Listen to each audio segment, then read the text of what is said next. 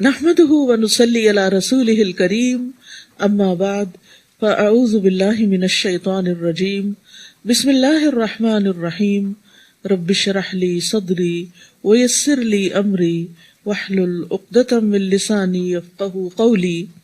علم کو اگلی نسلوں تک پہنچانا چاہیے۔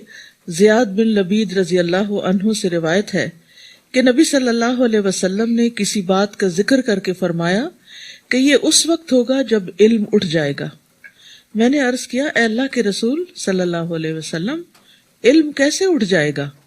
حالانکہ ہم خود قرآن پڑھتے ہیں اور اپنے بیٹوں کو پڑھاتے ہیں اور ہمارے بیٹے اپنے بیٹوں کو، اس طرح نسل در نسل قیامت تک پڑھاتے رہیں گے۔ فرمایا، زیاد تیری ماں تجھ پہ روئے، یعنی تم سمجھ نہیں رہے، میں تو تمہیں مدینہ کے سمجھدار لوگوں میں شمار کرتا تھا۔ کیا یہ یہود و نصارہ تورات اور انجیل نہیں پڑھتے لیکن اس کی کسی بات پر عمل نہیں کرتے؟ تو علم آگے نہیں پھیلتا جب تک کہ اس پر عمل نہ کیا جائے، کیونکہ لوگ کتابوں سے زیادہ، لیکچر سے زیادہ دوسروں کو ایز اے رول ماڈل دیکھنا چاہتے ہیں، اور پھر جب وہ دوسرے کے عمل میں کوئی چیز دیکھتے ہیں تو اس کو لینا اور اس کو کرنا بھی آسان ہو جاتا ہے۔ اور اسی طرح یہ ہے کہ ہمیں صرف اپنے تک ہی علم کو نہیں رکھنا چاہیے، اسے آگے کی نسلوں میں بھی ٹرانسفر کرنا چاہیے۔ 22واں پارہ۔ شروع کرتی ہوں اللہ کے نام سے جو بے انتہا مہربان نہایت رحم فرمانے والا ہے۔ اور جو تم میں سے اللہ اور اس کے رسول کی فرما بردار بن جائے اور نیک عمل کرے تو ہم اسے اجر بھی دگنا دیں گے، اور اس کے لیے ہم نے عزت کی روزی تیار کر رکھی ہے۔ یعنی ازواج مطہرات ہی سے خطاب ہے جو پیچھے سے کنٹینیو کر رہا ہے کہ اگر ان سے کوئی غلطی سرزد ہوئی تو اس کی سزا بھی بڑی ہے، کیونکہ جو مقربین ہوتے ہیں ان کی حسنات بھی بعض اوقات سیئات شمار ہو جاتی ہیں، کیونکہ ان کا درجہ اور مقام بڑا ہوتا ہے۔ اور اسی طرح اگر ان سے کوئی نیکی سرزد ہوگی تو وہ بھی ملٹی پلائی ہو جائے گی، کیونکہ ایسے لوگوں کو لوگ فالو کرتے ہیں اور ان کو دیکھ کر جو عمل کر رہے ہوتے ہیں اس بنا پر بھی ان کا اجر بڑھتا چلا جاتا ہے۔ اور پھر چونکہ ان کی قربانیاں زیادہ تھی اس لیے ان کا اجر بھی زیادہ ہے۔ اے نبی کی بیویوں، تم عام عورتوں کی طرح نہیں ہو۔ اگر تم اللہ سے ڈرتی ہو تو کسی نامحرم سے دبی زبان سے بات نہ کرو، یعنی نزاکت کے ساتھ بات نہ کرو، ورنہ جس شخص کے دل میں روگ ہے وہ کوئی غلط توقع لگا بیٹھے گا۔ لہٰذا صاف سیدھی بات کرو، معروف معقول بات کرو۔ اگرچہ یہ بات ازواج مطہرات سے کہی جا رہی ہے، لیکن ازواج مطہرات ہمارے لیے رول ماڈل ہے۔ ایک مسلمان خاتون کو مرد سے بات کرتے ہوئے ایک معروف اور ایک باوقار انداز میں بات کرنی چاہیے۔ ایسے انداز میں لگی لپٹی باتیں نہیں کرنی چاہیے کہ جس سے دوسرا شخص کسی غلط فہمی کا شکار ہو جائے یا وہ عورت کی طرف مائل ہو جائے۔ پھر اسی طرح یہ ہے کہ نامحرم عورتوں سے تنہائی میں بھی بات کرنے سے ممانعت کی گئی۔ علی بن ابی طالب رضی اللہ عنہ سے روایت ہے، کہتے ہیں کہ آپ صلی اللہ علیہ وسلم نے خامندوں کی اجازت کے بغیر عورتوں سے گفتگو کرنے سے منع کیا، یعنی مردوں کو منع کر دیا کہ وہ اس وقت تک عورتوں سے ڈائریکٹ بات نہ کرے جب تک ان کے ہسبینڈز اجازت نہ دیں یا پسند نہ کریں۔ اور یہاں یہ جو بات کی گئی ہے کہ لا تخضعن بالقول، تو اس کا مطلب یہ نہیں ہے کہ آرام سے بات نہ کریں یا ایک معقول طریقے سے بات نہ کریں، بلکہ سخت لہجے اور بد کلامی سے بات کریں، یہ معنی نہیں ہے۔ یعنی جب نرم لہجے اور نزاکت سے بات کرنے سے منع کیا گیا تو بعض اوقات یہ خیال آ سکتا ہے کہ شاید سختی سے بات کرنے کا حکم دیا جا رہا ہے، تو بلا وجہ کسی مرد سے سختی سے بھی بات کرنے کی ضرورت نہیں۔ اس میں انسان کو ایک معروف انداز، باوقار انداز، ایک ٹھہرا ہوا انداز اختیار کرنا چاہیے۔ وَقَرْنَ فِي بُيُوتِكُنَّ وَلَا تَبَرَّجْنَ تَبَرُّجَ الْجَاهِلِيَّةِ الْأُولَى، اور اپنے گھروں میں قرار پکڑے رہو، پہلے دور جاہلیت کی طرح اپنی زیب و زینت کی نمائش نہ کرتی پھرو۔ یعنی ازواج مطہرات کو خاص حکم ہے، اور ان کے بعد پھر یعنی آپ کی جو امت کی خواتین ہیں ان کے لیے بھی۔ اس میں ایک بات تو یہ بتا دی گئی کہ عورت کا اصل دائرہ کار جو ہے وہ اس کا گھر ہے۔ ضرورت کے تحت وہ باہر نکل سکتی ہے، کیونکہ اس کے بارے میں حدیث میں آتا ہے کہ اپنی عورتوں کو مساجد سے مت روکو، مسجد جانے سے مت روکو، مگر ان کے گھر ان کے لیے بہتر ہیں۔ پھر اسی طرح یہ ہے کہ حضرت عائشہ کہتی ہیں کہ حضرت سودا پردے کا حکم نازل ہونے کے بعد اپنی کسی ضرورت سے گھر سے باہر گئیں. وہ بھاری بھرکم خاتون تھی، جو بھی انہیں دیکھتا پہچان جاتا تھا، وہ کسی سے چھپ نہیں سکتی تھی. تو حضرت عمر نے ان کو دیکھ لیا. کہا اے سودا، اللہ کی قسم آپ اپنے آپ کو ہم سے چھپا نہیں سکتی، دیکھیں آپ کس طرح باہر نکلتی ہیں. سودا یہ سن کر الٹے پاؤں واپس آ گئی گھر، جبکہ رسول اللہ صلی اللہ علیہ وسلم اس وقت حضرت عائشہ کے حجرے میں تھے اور رات کا کھانا کھا رہے تھے. آپ کے ہاتھ میں اس وقت گوشت کی ایک ہڈی تھی. سودا داخل ہوئی. کہا اللہ کے رسول صلی اللہ علیہ وسلم، میں کسی کام سے گھر سے باہر گئی تھی تو عمر نے مجھ سے ایسی اور ایسی باتیں کہی ہیں. تو اسی وقت آپ پر وحی کا نزول شروع ہو گیا. تھوڑی دیر بعد یہ کیفیت ختم ہوئی. اس وقت ہڈی آپ کے ہاتھ میں ہی تھی، آپ نے اسے رکھا نہیں تھا. تو اللہ تعالیٰ نے آپ سے فرمایا کہ ان عورتوں کو، یعنی تمہیں قضائے حاجت کے لیے، یہ ضروریات پوری کرنے کے لیے باہر جانے کی اجازت ہے. یعنی عورت اپنی ضرورت پوری کرنے کے لیے کسی کام کے لیے گھر سے باہر جا سکتی ہے، لیکن بلا وجہ گھر سے باہر رہنا اور زیادہ دیر باہر رہنا اور اپنی بنیادی ذمہ داریوں کو نظر انداز کر دینا، یہ درست نہیں. اسی طرح تعلیم اور تعلم کے لیے بھی، سیکھنے کے لیے بھی، سکھانے کے لیے عورت گھر سے باہر نکل سکتی ہے. ابو سعید رضی اللہ عنہ سے مروی ہے کہ ایک عورت رسول اللہ صلی اللہ علیہ وسلم کی خدمت میں حاضر ہوئی اور کہا یا رسول اللہ، آپ کی تمام احادیث مرد لے گئے، ہمارے لیے بھی اپنی طرف سے کوئی دن مخصوص کریں جس میں ہم آپ کے پاس آئیں اور آپ ہمیں وہ تعلیمات دیں جو اللہ نے آپ کو سکھائی ہیں. تو نبی صلی اللہ علیہ وسلم نے فرمایا فلاں فلاں دن فلاں فلاں جگہ پر جمع ہو جاؤ. چنانچہ عورتیں جمع ہوئیں اور آپ صلی اللہ علیہ وسلم ان کے پاس آئے اور انہیں وہ سکھایا جو اللہ نے آپ کو سکھایا تھا. پھر اسی طرح اس آیت میں جو دوسرا حکم ہے وَلَا تَبَرَّجْنَ تَبَرُّجَ الْجَاهِلِيَّةِ الْأُولَى کہ دور جاہلیت جیسا اپنی زیب و زینت نہ دکھاؤ. یہ تبرج کا لفظ جو ہے یہ بروج سے ہے. بروج کہتے ہیں اپنے آپ کو نمایاں کرنے کو.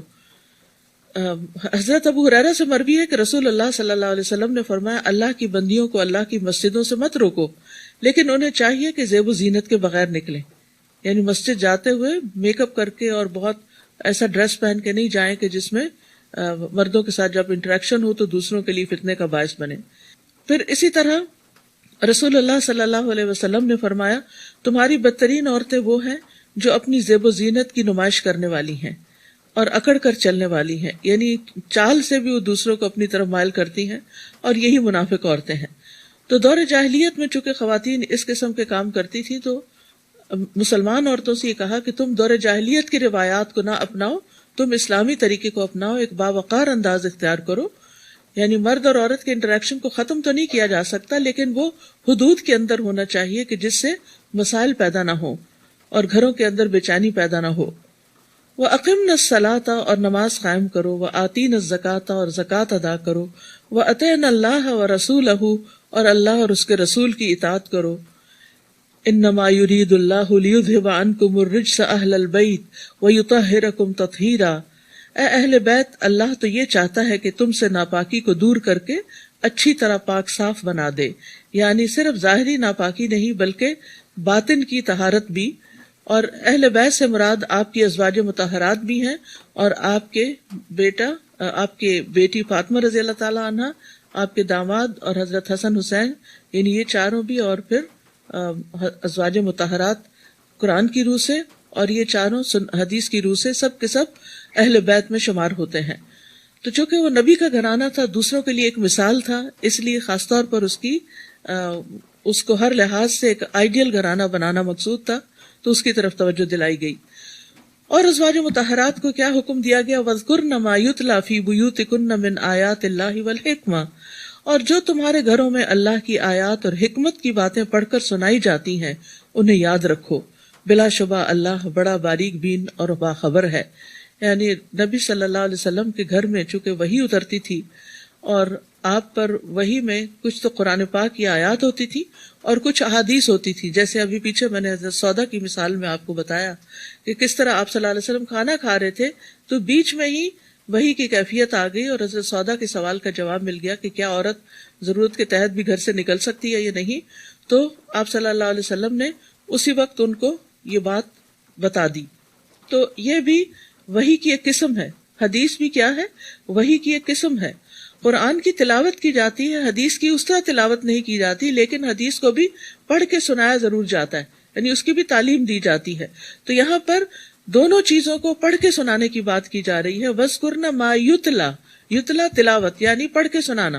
یعنی تلاوت کا ایک معنی تو خود پڑھنا بھی ہوتا ہے اور ایک معنی پڑھ کے سنانا بھی ہوتا ہے، جیسے پیچھے پڑھ چکے ہیں آپ وَأَنْ أَتْلُوَ الْقُرْآنَ، کہ میں قرآن پڑھ کر سناؤں، کیونکہ پڑھ کے سنانے میں بات زیادہ سمجھ میں آتی ہے، اور تعلیم کے لیے تو پڑھ کے ہی سنانا پڑتا ہے. اسی طرح قرآن مجید نمازوں میں پڑھ کے سنایا جاتا ہے.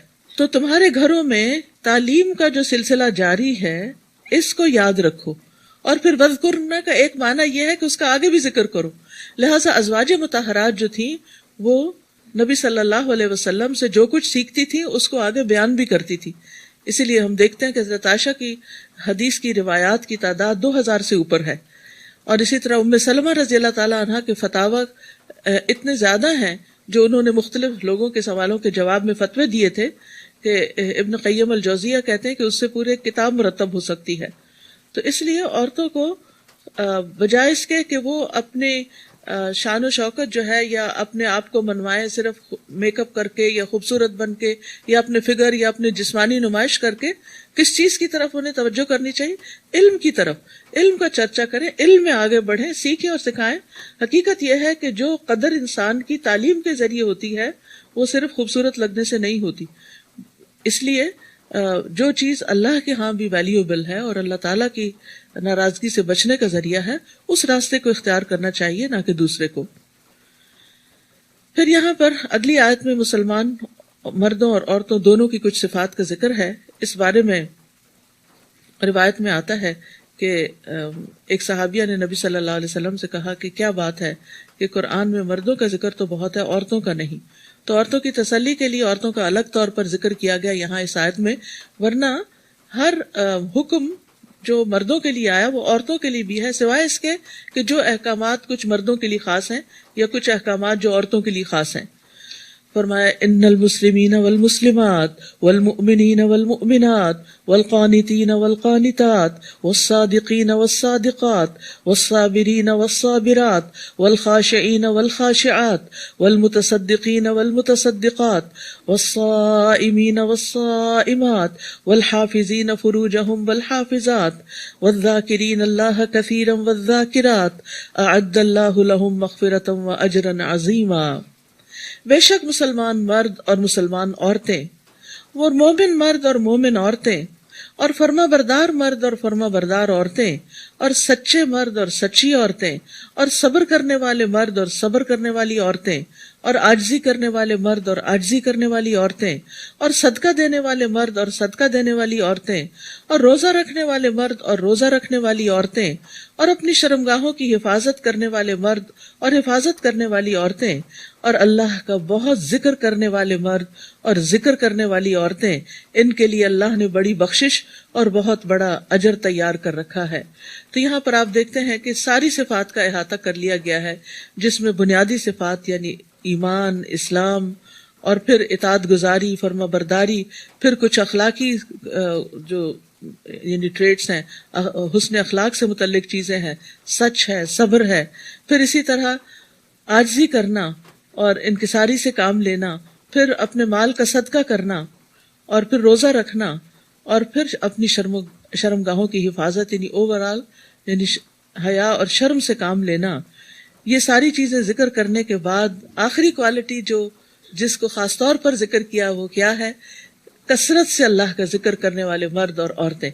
یعنی ایک عورت جو ہے یا ایک مرد جو ہے وہ اگر عبادت گزار بھی ہے اور اطاعت گزار بھی ہے اور شرم و حیا والا بھی ہے اور سب کچھ، تو اس میں بہت سے لوگ ایک دوسرے سے درجے میں برابر ہو جائیں گے، لیکن ذکر کرنے والے وہ سب سے آگے نکل جائیں گے. جیسے حدیث میں آتا ہے سبق المفردون قالوا وما المفردون یا رسول اللہ قال الذاکرون اللہ کثیرا والذاکرات. نبی صلی اللہ علیہ وسلم نے فرمایا مفردون سبقت لے گئے، آگے بڑھ گئے. صحابہ نے پوچھا اللہ کے رسول مفردون کون ہیں؟ آپ نے فرمایا کثرت سے اللہ کا ذکر کرنے والے مرد اور ذکر کرنے والی عورتیں. اور ایک اور روایت میں ہے جو اللہ کے ذکر میں مشغول رہتے ہیں. تو یعنی وہ لوگ جو نمازوں کے بعد ذکر کرتے ہیں، صبح اور شام کے اذکار کرتے ہیں، بستر پر جا کر سونے سے پہلے کے اذکار کرتے ہیں، نیند سے جاگ کر اللہ کا ذکر کرتے ہیں، اپنے گھر سے نکلتے ہیں تو اللہ کا ذکر کرتے ہیں، کھانا کھاتے ہیں تو اللہ کا ذکر کرتے ہیں، ٹوائلٹ جاتے ہیں تو اللہ کا ذکر کر کے اندر داخل ہوتے ہیں. یعنی کوئی مرحلہ ایسا نہیں کہ جس میں وہ اللہ کو یاد نہ کریں. تو یاد رکھیے اللہ کے ذکر سے بخشش بھی ملتی ہے اور گناہ نیکیوں میں بدل جاتے ہیں.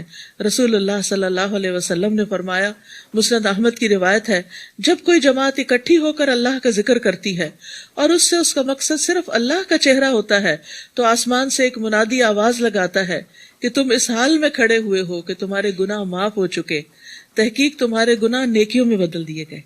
تو یہ جماعت اکٹھی ہو کر، جیسے آپ لوگ اکٹھے ہو کر، ہم سب صرف ایک ہی مقصد کے لیے آئے کہ یہاں بیٹھ کر اللہ کی کتاب کا ذکر کریں اور اللہ ہی کی خاطر یہ ساری باتیں سیکھیں اور سکھائیں. تو اگر ہماری نیت واقعی خالص ہوگی تو انشاءاللہ اس مجلس میں نہ صرف یہ کہ علم حاصل ہوگا بلکہ اس کے ساتھ ساتھ گناہ بھی معاف ہوں گے، بلکہ گناہ جو ہیں وہ نیکیوں میں بدل جائیں گے. اللہ سبحانہ وتعالی ہم سے یہ وعدے پورے فرمائے. کسی مومن مرد اور مومن عورت کو یہ حق نہیں کہ جب اللہ اور اس کا رسول کسی کام کا فیصلہ کر دے تو ان کے لیے اپنے معاملے میں کچھ اختیار باقی رہ جائے، اور جو اللہ اور اس کے رسول کی نافرمانی کرے تو وہ یقیناً صریح گمراہی میں جا پڑا. تو جو لوگ پیچھے بیٹھے ہلکا ہلکا آگے کو کھسک جائیں تاکہ جو لوگ بعد میں آ رہے ہیں ان کو جگہ مل جائے. تھوڑا تھوڑا کھسک کے آگے ہو جائیں، گیپس فل کر دیں. تو یہاں پر مومن مرد اور عورت کی بات کی جا رہی ہے کہ ایمان کا تقاضا یہ ہے کہ اللہ اور اس کے رسول کے فیصلوں پر لبیک کہا جائے، ان پر گھٹن محسوس نہ کی جائے، کیونکہ اسلام کا دین کا تقاضا یہی ہے کہ انسان اپنے معاملات میں اور خاص طور پر جھگڑوں میں اللہ اور اس کے رسول کی بات کو اہمیت دے اور اس کے آگے پوری طرح سر تسلیم خم کر دے. ثم لا يجدوا في انفسهم حرجا مما قضيت ويسلموا تسلیما. تو ہر حال میں آپ کا حکم ماننا جو ہے وہ فرض ہے. عبداللہ بن رواحہ سے روایت ہے کہ وہ رسول اللہ صلی اللہ علیہ وسلم کے ساتھ ایک سفر میں تھے. آپ نے ان سے فرمایا، اے ابن رواحہ نیچے اترو اور سواریوں کو دوڑاؤ. انہوں نے کہا، اللہ کے رسول میں تو یہ کام چھوڑ چکا ہوں. یہ سن کر حضرت عمر نے ان سے کہا، سنو اور اطاعت کرو. اللہ کے رسول صلی اللہ علیہ وسلم نے ایک بات فرمائی ہے تو تمہیں کرنی ہے. یہ کیا بات ہوئی کہ میں چھوڑ چکا ہوں؟ تو ابن رواحہ نے اپنے آپ کو نیچے گرا دی، یعنی سواری سے فوراً چھلانگ لگا دی اور کہا، اے اللہ اگر تو نہ ہوتا تو ہم ہدایت نہ پاتے، نہ ہم صدقہ کرتے، نہ ہی ہم نماز پڑھتے. ہم پر سکینت نازل کر دے اور جب دشمنوں سے آمنا سامنا ہو تو ثابت قدمی عطا کر دے. یعنی فوراً ہی پھر اللہ کے رسول صلی اللہ علیہ وسلم کی اطاعت پر دوڑ پڑے. اصل میں یہ آیت ایک پس منظر میں ہے، وہ یہ کہ حضرت زید رضی اللہ عنہ جو تھے نبی صلی اللہ علیہ وسلم کے آزاد کردہ غلام تھے، آپ نے ان کو اپنا بیٹا بنایا تھا.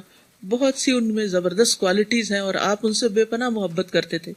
جب ان کی شادی کا وقت آیا تو آپ نے اپنی پھپھی کی بیٹی حضرت زینب سے ان کی شادی کا پیغام بھیجا.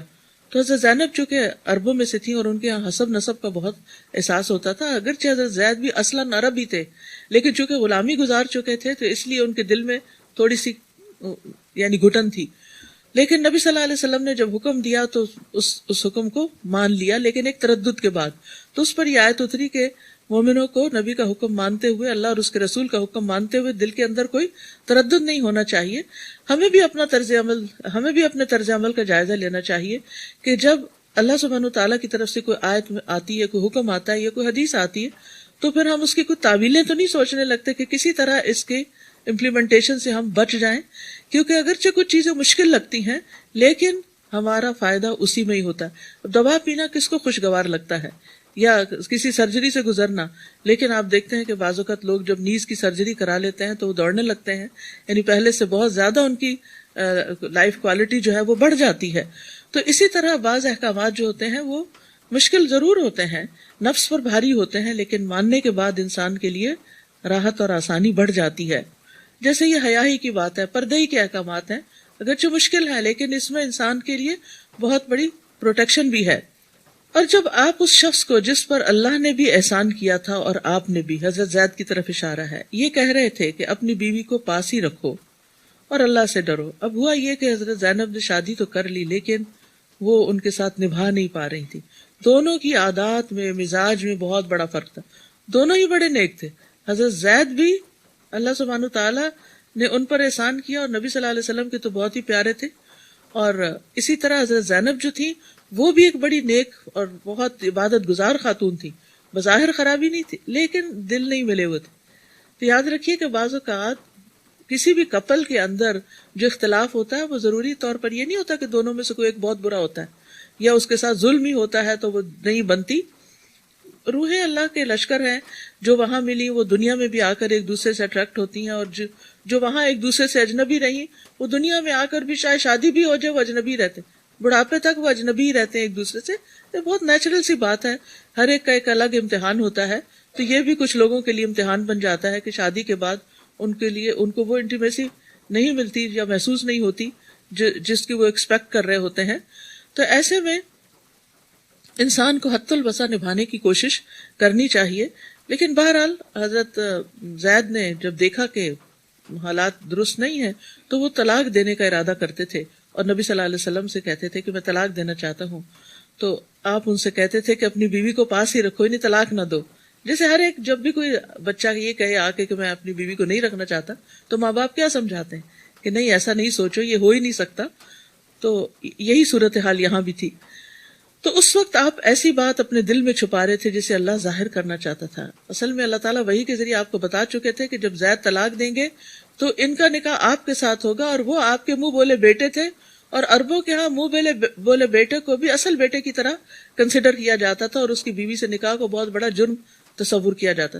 تو آپ کو اس بات کا بھی ڈر تھا کہ اگر یہ طلاق ہو گئی تو پھر ایسا نہ ہو کہ مجھے شادی کرنی پڑے، اور اس سے تو بہت بڑا پروپیگنڈا شروع ہو جائے گا، ایک بہت ہی تکلیف دہ اور مشکل مرحلہ ہوگا.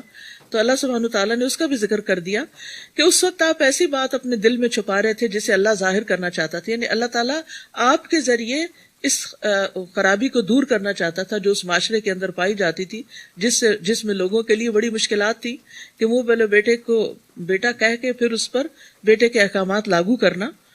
آپ لوگوں سے ڈر رہے تھے، حالانکہ اللہ اس بات کا زیادہ حقدار ہے کہ آپ اس سے ڈریں. یہ لوگوں کا خوف بھی ایک نیچرل سا خوف ہوتا ہے کہ لوگ کیا کہیں گے، لیکن اللہ کے حکم کے آگے پھر وہ بہت بڑھ نہیں جانا چاہیے.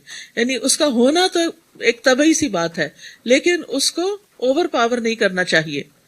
پھر جب زید اس عورت سے اپنی حاجت پوری کر چکے تو ہم نے آپ سے اس عورت کا نکاح کر دیا. اللہ تعالیٰ نے خود نکاح کر دیا. یعنی جب آپ نے میسج بھیجا حضرت زینب کو تو انہوں نے کہا میں اس وقت تک کوئی فیصلہ نہیں کروں گی جب تک کہ استخارہ نہ کر لوں. اور جب استخارہ کرنے لگی تو نبی صلی اللہ علیہ وسلم کو اللہ تعالیٰ نے وحی کے ذریعے حکم دیا کہ آپ کا نکاح ان سے کر دیا گیا. اللہ تعالیٰ نے خود کر دیا. اور پھر آپ صلی اللہ علیہ وسلم بغیر اجازت کے اندر تشریف لے آئے. اور اللہ تعالیٰ نے ایسا کیوں کیا؟ تاکہ مومنوں پر ان کے منہ بولے بیٹوں کی بیویوں کے بارے میں کوئی تنگی نہ رہے جبکہ وہ ان سے اپنی حاجت پوری کر چکے ہوں اور اللہ کا حکم ہو کر رہنے والا ہے. یاد رکھیے کہ یہ نکاح جو ہے حضرت زید کی طلاق دینے کے بعد عدت پوری ہونے کے بعد ہوا تھا. جو بات اللہ نے نبی کے لیے مقرر کر دی ہے اس میں نبی پر کوئی تنگی نہیں. یعنی نبی صلی اللہ علیہ وسلم کو اس بات پر مطمئن ہو جانا چاہیے. یہی اللہ کی سنت ہے جو ان نبیوں میں بھی جاری رہی جو پہلے گزر چکے ہیں، اور اللہ کا حکم ایک طے شدہ فیصلہ ہوتا ہے. جو لوگ اللہ کے پیغامات پہنچایا کرتے تھے اور اسی سے ڈرتے تھے، اللہ کے سوا اور کسی سے نہیں ڈرتے تھے، اور حساب لینے کو اللہ ہی کافی ہے. ما كان محمد ابا احد من رجالكم ولكن رسول الله وخاتم النبيين وكان الله بكل شيء عليما. محمد صلی اللہ علیہ وسلم تمہارے مردوں میں کسی کے باپ نہیں ہے. یعنی آپ کا کوئی حقیقی بیٹا آپ کی زندگی میں باقی نہیں رہا، یعنی آپ کی وفات سے پہلے باقی نہیں رہا. اور خاص طور پر اس حکم کے آنے سے پہلے آپ کے 3 بیٹے تھے، قاسم، طاہر، طیب، لیکن وہ سب چھوٹے ہوتے ہی فوت ہو گئے تھے. پھر ابراہیم پیدا ہوئے تھے ماریہ قبطیہ سے، وہ بھی آپ کی زندگی میں فوت ہو چکے تھے، لہٰذا آپ کا کوئی بھی حقیقی بیٹا نہیں تھا. تو اسی کی طرف اشارہ کیا جا رہا ہے، بلکہ وہ اللہ کے رسول اور خاتم النبیین ہیں، اور اللہ تعالیٰ ہر چیز کو خوب جاننے والا ہے. یعنی آپ کے بعد کوئی اور نبی نہیں آئے گا. نبی صلی اللہ علیہ وسلم نے فرمایا بنی اسرائیل کی سیاست ان کے انبیاء کرتے تھے، جب کوئی نبی وفات پا جاتا تو اس کی جگہ دوسرا نبی آ جاتا، اور یقیناً میرے بعد کوئی نبی نہیں ہے، اور ان قریب میرے بعد خلفاء ہوں گے اور بہت ہوں گے. آپ نے اس بات سے بھی خبردار کیا کہ بے شک میری امت میں 30 کذاب ہوں گے جن میں سے ہر ایک یہ دعویٰ کرے گا کہ وہ نبی ہے، اور میں خاتم النبیین ہوں، میرے بعد کوئی نبی نہیں. یعنی نہ کوئی نبی ہے نہ کوئی رسول ہے. آپ کے بعد کسی کو بھی نبی یا رسول ماننا جو ہے وہ بنیادی عقیدے میں خلل ڈال دیتا ہے. پھر فرمایا یا ایھا الذین آمنوا اذکروا اللہ ذکرا کثیرا، اے ایمان والو اللہ کو بہت زیادہ یاد کیا کرو، کثرت سے ذکر کیا کرو. وسبحوہ بکرۃ واصیلا، اور صبح و شام اس کی تسبیح بیان کیا کرو، یعنی اللہ کا شکر ادا کرنے کے لیے اللہ کا ذکر کریں. اور پھر یہ ذکر جو ہے یہ نماز بھی ہے. نماز تو ذکر کا سب سے بڑا طریقہ ہے، جس میں زبان بھی ذکر کرتی ہے، جس میں انسان کا دل بھی ذکر کرتا ہے، اللہ کی طرف متوجہ ہوتا ہے، جس میں انسان کے ہاتھ پاؤں بھی شریک ہو جاتے ہیں. اسی طرح قرآن کی تلاوت، تسبیحات، درود شریف، آیت کریمہ، یہ تمام چیزیں جو ہیں یہ اللہ کا ذکر شمار ہوتی ہیں. اسی طرح دین کی تعلیم دینا، قرآن پڑھنا، پڑھ کر سنانا، اس کا مذاکرہ کرنا، یہ بھی ذکر ہی کی قسمیں ہیں.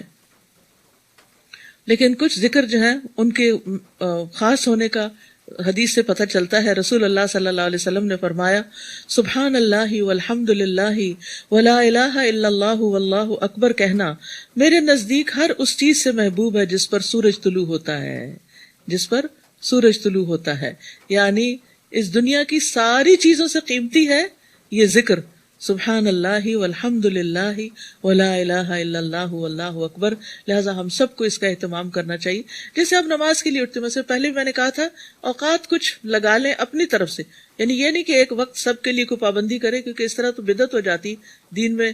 یعنی وہ چیزیں لاگو کر دینا جو نبی صلی اللہ علیہ وسلم نے ہمیں ان کی پابندی ان اوقات میں نہیں سکھائی. لیکن ہر کوئی اپنا ایک اپنی پلاننگ کے طور پر، اپنے ڈسپلن کے طور پر، اپنے حالات کے مطابق اپنے آپ کو باندھنے کے لیے کچھ نہ کچھ اپنے لیے مقرر کر لے. تو اس صورت میں مثلاً جیسے آپ نماز کے بعد کھڑے ہو رہے ہوتے ہیں، اپنی چادر وغیرہ طے کر رہے ہوتے ہیں یا اور کچھ اپنا شوز پہن رہے ہوتے ہیں، تو اتنی دیر میں آپ کم از کم 3 دفعہ یہ تسبیح آرام سے پڑھ سکتے ہیں. تو اس طرح کی کچھ عادات ڈال لینا ذکر کے سے اپنی ذاتی، یہ کثرت سے ذکر میں پھر آ جاتا ہے. انسان ان مواقع کو مس نہیں کرتا، ورنہ تو سوچوں میں ادھر ادھر گم ہو جاتا ہے اور ذکر کرنا بھول جاتا ہے. اسی طرح یہاں خاص طور پر سبحوہ بکرۃ واصیلا، صبح اور شام تسبیح زیادہ مفید ہے. رسول اللہ صلی اللہ علیہ وسلم نے فرمایا جو آدمی صبح و شام 100 مرتبہ سبحان اللہ و بحمدہ پڑھتا ہے، قیامت کے دن کوئی بھی اس سے زیادہ افضل عمل نہیں لا سکتا سوائے اس کے جس نے اس کے برابر یا اس سے زیادہ پڑھا ہو. بہترین افضل ترین عمل ہوگا آپ کے نامہ اعمال میں اگر آپ سورج نکلنے سے پہلے اور سورج غروب ہونے سے قبل آپ سبحان اللہ و بحمدہ 100 دفعہ پڑھ لیں. 3-4 منٹ بھی نہیں لگتے، آپ کر کے تو دیکھیں. صرف عادت کی بات ہے. اور اس وقت آپ اپنے آپ سے پوچھیں کہ آپ کیا کام کر رہے ہوتے ہیں. کیا آپ ایکسرسائز کر رہے ہیں، کیا آپ واک کر رہے ہیں، کیا آپ کوئی گھر کا کام کر رہے ہیں، کوکنگ کر رہے ہیں. تو اس وقت میں اس ٹائم پر اس کام کے ساتھ اس تسبیح کو باندھ لیں. ایک دفعہ ٹائمنگ کر لیں کہ کتنی دیر میں 100 دفعہ ہوتا ہے. پھر اس کے بعد کام کرتے ہوئے چاہے تسبیح آپ کے ہاتھ میں نہیں ہے، گن نہیں سکتے، لیکن اتنے ٹائم کے لیے آپ تسبیح کریں گے تو آپ کے 100 پورے ہو جائیں گے، کیونکہ یہاں گنتی کو محدد کیا گیا، یعنی گنتی کا ذکر کیا گیا. تو جہاں جہاں شرع نے گنتی ذکر کر دی ہے وہاں اس گنتی کی پابندی کرنا بھی ضروری ہے. وہی ہے جو تم پر رحمت فرماتا ہے. هو الذی یصلی علیکم وملائکتہ، اور اس کے فرشتے بھی تمہارے لیے دعائے رحمت کرتے ہیں تاکہ وہ تمہیں اندھیروں سے نکال کر روشنی کی طرف لے جائے. اور اللہ مومنوں پر بہت مہربان ہے. سبحان اللہ. اسی لیے اللہ سبحانہ تعالیٰ نے مومنوں کو اچھے اچھے احکامات دیے ہیں تاکہ وہ اس دنیا کی زندگی میں بھی مشکلات سے بچ سکیں اور آئندہ بھی. جس دن وہ اللہ سے ملیں گے ان کا استقبال سلام سے ہوگا. اللہ کی ملاقات بھی سلام سے، اور اس نے ان کے لیے باعزت اجر تیار کر رکھا ہے. اے نبی ہم نے آپ کو گواہی دینے والا، بشارت دینے والا اور ڈرانے والا بنا کر بھیجا ہے. یعنی نبی صلی اللہ علیہ وسلم کی یہ صفات تورات میں بھی بیان ہوئی ہیں، اور یہاں خوشخبری کو مقدم رکھا گیا ہے کیونکہ آپ سارے جہان والوں کے لیے باعث رحمت تھے، اور آپ لوگوں کو خوشخبریاں بھی سنایا کرتے تھے. مثلاً آپ نے خوشخبری سنائی کہ لوگوں خوش ہو جاؤ، اور اپنے پچھلوں کو بھی یعنی بعد میں آنے والوں کو بھی خوشخبری سنا دو کہ جس نے سچے دل سے گواہی دی کہ اللہ کے سوا کوئی الہ نہیں تو وہ جنت میں داخل ہوگا. اسی طرح ایک اور موقع پر آپ نے فرمایا خوش ہو جاؤ، خوش ہو جاؤ، جس نے 5 نمازیں پڑھی، کبیرہ گناہوں سے بچا، وہ جنت کے جس دروازے سے چاہے داخل ہو جائے. اور کبیرہ گناہ یہ ہیں والدین کی نافرمانی، اللہ کے ساتھ شرک، جان کا قتل کرنا، پاک دامن عورتوں پر تہمت لگانا، یتیم کا مال کھانا، جنگ سے بھاگنا اور سود کھانا۔ نبی صلی اللہ علیہ وسلم نے انذار بھی کیا، لوگوں کو ڈرایا بھی، خبردار بھی کیا، اور ان کو مختلف غلط کاموں پر گناہ کی جو سزا بتائی گئی ہے وہ بھی بتائی۔ وَدَاعِيًا إِلَى اللَّهِ بِإِذْنِهِ وَسِرَاجًا مُنِيرًا، نیز اللہ کے حکم سے اس کی طرف بلانے والا اور روشن چراغ بنا کر بھیجا۔ یعنی آپ صلی اللہ علیہ وسلم لوگوں کو اللہ کی طرف بلاتے تھے، آپ نے لوگوں کو اپنی ذات کی طرف نہیں بلایا، اللہ کی طرف بلایا، اور پھر آپ ایک روشن چراغ کی طرح تھے جس کی روشنی ہر طرف پھیل جاتی ہے۔ آپ مومنوں کو خوشخبری دے دیجئے، وَبَشِّرِ الْمُؤْمِنِينَ بِأَنَّ لَهُم مِّنَ اللَّهِ فَضْلًا كَبِيرًا، کہ ان پر اللہ کا بہت بڑا فضل ہے۔ اور یہ ایک حقیقت ہے کہ ایمان سب سے بڑی دولت ہے، اس پر بول کے رو کے اللہ کا شکر ادا کیا کرے کہ اللہ تیرا شکر ہے، تو نے ایمان دیا، تو نے اپنی معرفت دی، اپنی پہچان دی، اپنے دین کو سیکھنے کا شوق دیا اور اس پر عمل کرنے کا شوق دیا۔ یہ ہے فضلاً کبیرہ۔ ہم فضل کبیر کس کو سمجھتے ہیں؟ مال و دولت کو یا اولاد کی کامیابی کو، لیکن ہر انسان پر سب سے بڑا فضل اللہ کا دراصل ایمان ہے۔ اور پھر آخرت میں فضل کبیر کیا ہوگا؟ والذین آمنوا وعملوا الصالحات فی روضات الجنات لہم ما یشاؤون عند ربہم ذلک هو الفضل الکبیر۔ اور وہ لوگ جو ایمان لائے اور انہوں نے نیک اعمال کیے وہ جنتوں کے باغوں میں ہوں گے، ان کے لیے ان کے رب کے پاس وہ ہوگا جو وہ چاہیں گے، یہی بہت بڑا فضل ہے۔ وَلَا تُطِعِ الْكَافِرِينَ وَالْمُنَافِقِينَ وَدَعْ أَذَاهُمْ وَتَوَكَّلْ عَلَى اللَّهِ وَكَفَى بِاللَّهِ وَكِيلًا، نیز آپ کافروں اور منافقوں کی بات نہ مانیے اور ان کی اظہار آسانی کی پرواہ نہ کیجیے، یعنی اگر آپ کا وہ مذاق اڑائیں، تنگ کریں تو آپ اس کی پرواہ نہ کریں، اپنا کام کرتے جائیں اور اللہ پر بھروسہ کیجیے، اور کام بنانے کو اللہ ہی کافی ہے۔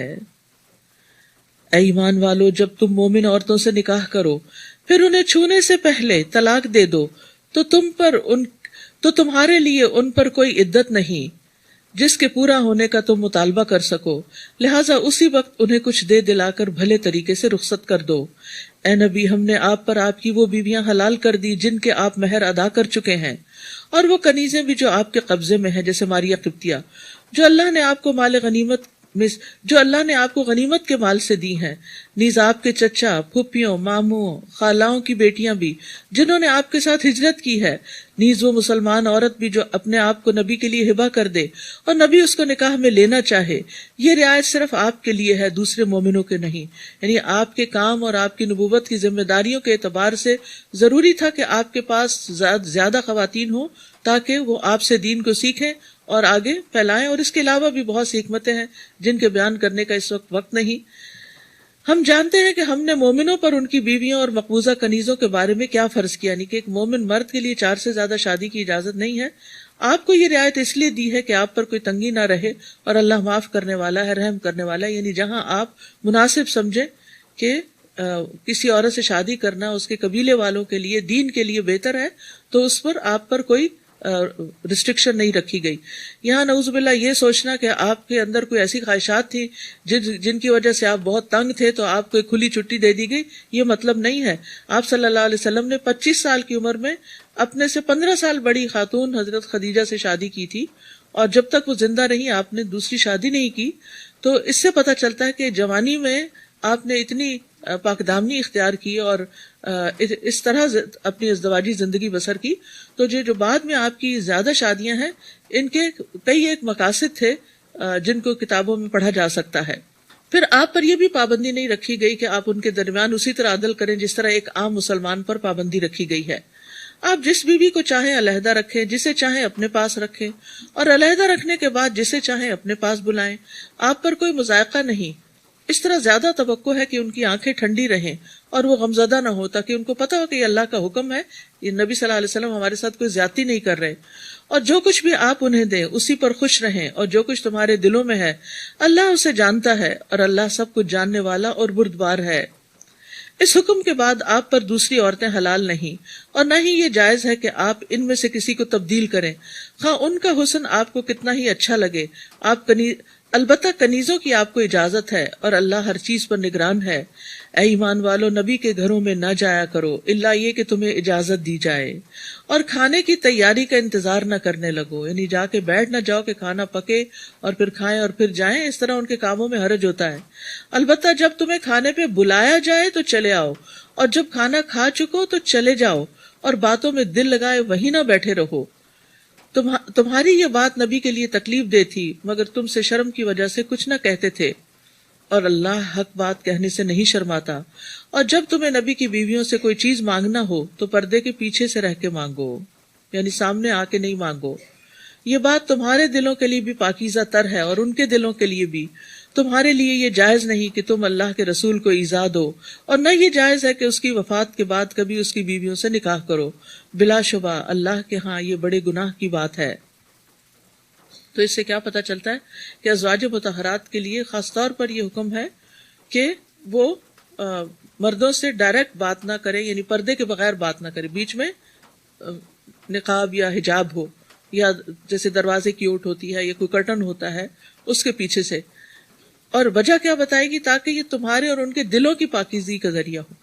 تو اس سے کیا پتہ چلتا ہے کہ حجاب جو ہے یہ دراصل دلوں کی پاکیزگی کے لیے، اور بہت سے لوگ اپنی پاکیزگی کا بڑا دعویٰ کرتے ہیں، وہ کہتے ہیں کہ ہماری نیتیں بہت اچھی اس لیے ہمیں حجاب کی ضرورت نہیں۔ یعنی ازواج مطہرات کیا کم پاکیزہ عورتیں تھیں؟ لیکن ان کو بھی احتیاط برتنے کا حکم دیا گیا۔ تو ایک مسلمان جس قدر ہو سکے احتیاط برتے، اور مردوں سے اس طرح ہنس ہنس کے باتیں نہ کرے، اور اس طرح ان کا دل نہ لبھائے، یا اس طرح نزاکت کے لہجے میں بات نہ کرے۔ یہ ساری چیزیں نامہ اعمال میں لکھی جاتی ہیں، اور قیامت کے دن انسان کو ان کا حساب دینا ہوگا۔ یہ چیزیں لوگوں سے چھپ سکتی ہیں لیکن اللہ سے نہیں چھپ سکتی۔ اور جب یہ آیات اتری، یعنی پردے کے احکامات اترے، تو فوراً ہی اللہ کا حکم نافذ ہو گیا۔ انس رضی اللہ عنہ بیان کرتے ہیں، میں نبی صلی اللہ علیہ وسلم کا خادم تھا، بغیر اجازت طلب کیے گھر میں آتا جاتا تھا۔ ایک دن میں آیا تو آپ نے فرمایا، بیٹے ٹھہر جاؤ، تمہارے بعد ایک آیت نازل ہوئی ہے، اب بغیر اجازت اندر نہ آیا کرو۔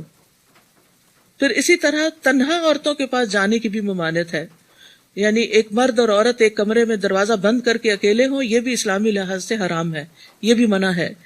رسول اللہ صلی اللہ علیہ وسلم نے فرمایا، عورتوں کے پاس جانے سے بچتے رہو۔ اس پر انصار کے ایک صحابی نے عرض کیا، یا رسول اللہ، دیور کے متعلق آپ کی کیا رائے ہے؟ یعنی گھر میں اگر دیور ہے اکیلا، تو آپ نے فرمایا، دیور تو ہلاکت ہے، یعنی اس گھر کے اندر ہی اگر وہ ہے اور شوہر اور سارے گھر والے باہر ہیں تو پھر تو خرابی کا اور بھی زیادہ اندیشہ ہے۔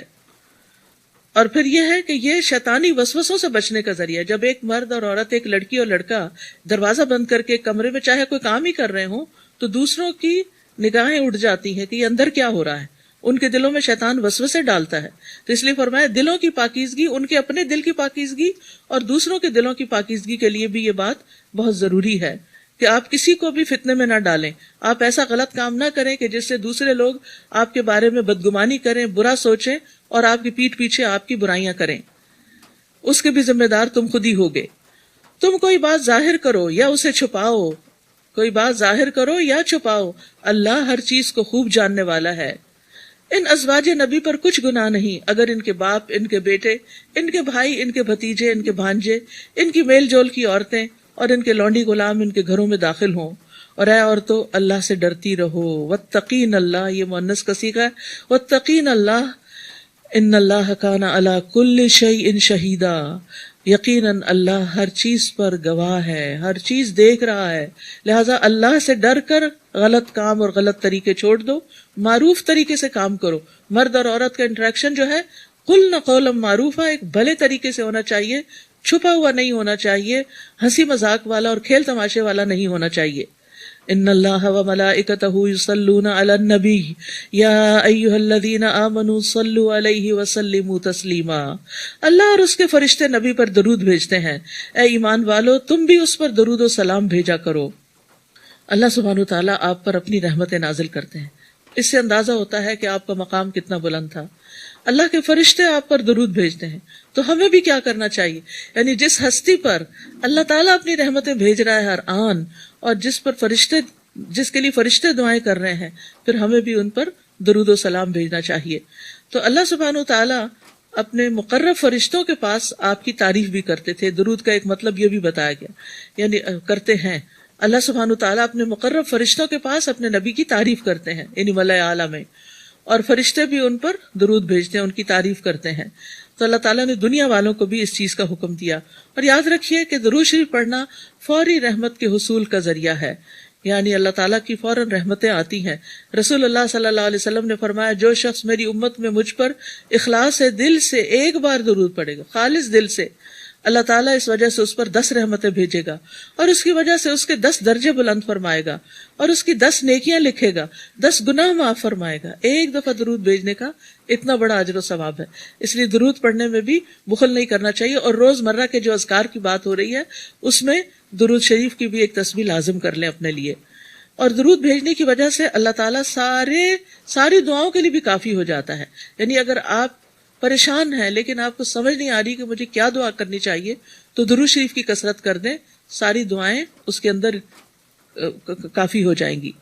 یعنی ایک صحابی نے پوچھا تھا کہ اگر میں اپنی ساری دعا کی بجائے درود شریف ہی پڑھ لوں تو آپ نے فرمایا پھر تو اللہ تمہارے دنیا اور آخرت کے غم اور فکر کے لیے تمہیں کافی ہو جائے گا. اور جو شخص درود نہ پڑھے، آپ صلی اللہ علیہ وسلم نے فرمایا وہ آدمی جس کے سامنے میرا تذکرہ کیا گیا وہ مجھ پر درود بھیجنا بھول گیا تو اس نے جنت کا راستہ خطا کر دیا، وہ جنت کا راستہ بھول گیا. یعنی درود نہ پڑھنا نقصان دہ بھی. ایک تو یہ کہ پڑھے تو فائدہ ہے، نہ پڑھے تو نقصان بھی ہے. کچھ کام ایسے نہ کریں تو کوئی بات نہیں، لیکن یہاں نہ کرنا نقصان کا باعث ہے. زید بن خارجہ کہتے ہیں میں نے رسول اللہ صلی اللہ علیہ وسلم سے پوچھا تو آپ نے فرمایا مجھ پر صلاۃ بھیجو اور دعا میں کوشش کرو اور کہو اللہم صلی علی محمد وعلی آل محمد. یہ سب سے چھوٹا درود ہے جس کو آپ چلتے پھرتے بھی پڑھ سکتے ہیں. بعض لوگوں کے ذہن میں یہ خیال ہوتا ہے کہ آپ وضو کے بغیر پڑھ سکتے ہیں. جی بالکل، وضو کے بغیر بھی درود شریف پڑھا جا سکتا ہے، لیٹ کے پڑھ سکتے ہیں، واک کرتے ہوئے، کھانا پکاتے ہوئے، کسی بھی وقت انسان درود بھیج سکتا ہے آپ پر. ان الذين يؤذون الله ورسوله لعنهم الله في الدنيا والآخرة. جو لوگ اللہ اور اس کے رسول کو دکھ پہنچاتے ہیں اللہ نے ان پر دنیا میں بھی لعنت فرمائی ہے اور آخرت میں بھی، یعنی وہ اللہ کی رحمت سے محروم ہے اور ان کے لیے رسوا کن عذاب تیار کر رکھا ہے. یعنی جسمانی اذیت تو کوئی اللہ کو پہنچا ہی نہیں سکتا کہ اللہ تک پہنچے اور نعوذ باللہ اس کو کوئی تکلیف دے. تو اس سے مراد پھر کون سی چیزیں ہیں کہ جو اپنی زبان سے ایسی باتیں کرتے ہیں یا اپنے عمل میں ایسے کام کرتے ہیں جو اللہ اور اس کے رسول کو پسند نہیں. اور جو لوگ مومن مردوں اور مومن عورتوں کو ان کے کسی قصور کے بغیر دکھ پہنچاتے ہیں تو انہوں نے بہتان اور سری گناہ کا بار اٹھا لیا. یاد رکھیے تکلیف دینا کسی کے لیے بھی جائز نہیں. یہاں اللہ تعالیٰ کے حکم کی بات بھی آئی ہے، رسول صلی اللہ علیہ وسلم کی بھی آئی، اور پھر مومن مردوں اور عورتوں کی بھی آئی. یعنی کسی بھی صاحب ایمان کو اپنے ہاتھ سے زبان سے آپ تکلیف نہ دے. پھر اس کے بعد آپ دیکھیں جانوروں اور پرندوں اور درندوں اور باقی مخلوقات حتیٰ کہ جنوں کو بھی، وہ کیسے؟ جیسے ہڈی کے ساتھ استنجا کرنے سے منع کیا گیا کیونکہ وہ جنوں کی خوراک ہے تو اس کو گندا نہیں کرنا چاہیے. یعنی ایک مومن جو ہوتا ہے یا ایک مسلم جو ہوتا ہے اس کے ہاتھ زبان سے سب محفوظ رہتے ہیں، تو کسی کے لیے بھی اذیت اور دکھ کا باعث نہیں بننا چاہیے. بعض اوقات باتیں بنتی ہیں، بعض اوقات ہمارے رویے بنتے ہیں، بعض اوقات ہم ایسے کام کرتے ہیں جس کی وجہ سے دوسرا شخص بلا وجہ، یعنی بعض اوقات چھوٹی سی بات ہوتی ہے لیکن بہت زیادہ تکلیف محسوس کرتا ہے، یعنی کچھ رویوں کی وجہ سے. یعنی بعض لوگ آپ بات کرتے ہیں تو وہ خواہ ہنس پڑتے ہیں حالانکہ وہ ہنسنے کا موقع نہیں ہوتا. بعض ماؤں کو میں نے دیکھا ہے کہ وہ بچوں کے اوپر ہنسنا شروع کر دیتی ہیں اور بچے اس کی وجہ سے بہت اریٹیٹ ہوتے ہیں. تو ہم سوچتے ہیں کہ ہم تو ہنس رہے ہیں، ہم تکلیف نہیں دے رہے، بظاہر آپ کا عمل ہنسی کا ہے لیکن وہ دوسرے کے لیے اذیت کا باعث ہے. تو ہر شخص کو اللہ تعالیٰ نے اتنی سمجھ دی ہے کہ وہ دوسروں کو اذیت نہ دے، لیکن اگر آپ کو سمجھ نہیں آ رہی کہ دوسرے کو اذیت ہو رہی یا نہیں تو کم از کم اپنے آپ کو اس کی جگہ رکھ لیں. جب آپ اپنے آپ کو وہاں رکھیں گے تو پھر آپ کو پتہ چل جائے گا کہ کون سی چیز تکلیف دیتی ہے اور کون سی نہیں. یا ایھا النبی قل لازواجک وبناتک ونساء المؤمنین یدنین علیہن من جلابیبہن ذالک ادنی ان یعرفن فلا یؤذین وکان اللہ غفورا رحیما. اے نبی اپنی بیویوں، اپنی بیٹیوں اور مومنوں کی عورتوں سے کہہ دیجئے. اب اس میں سبھی شامل ہو گئی عورتیں. یہ حکم صرف ازواج مطہرات کے لیے نہیں ہے، یہ صرف آپ صلی اللہ علیہ وسلم کی بیٹیوں کے لیے نہیں ہے، یہ مومنوں کی عورتوں کے لیے بھی ہے اور ہم سب مومن عورتیں ہیں، ہم سب کے لیے بھی ہے کہ وہ اپنی چادروں کے پلو اپنے اوپر لٹکا لیا کریں. یعنی جب گھر سے باہر نکلیں تو گھر والے ڈریس میں نہ نکلیں بلکہ اوپر سے ایک اور ڈریس ڈالیں جو گھر کے ڈریس کی زینت کو چھپائے یا آپ کے فگرز کو چھپائے.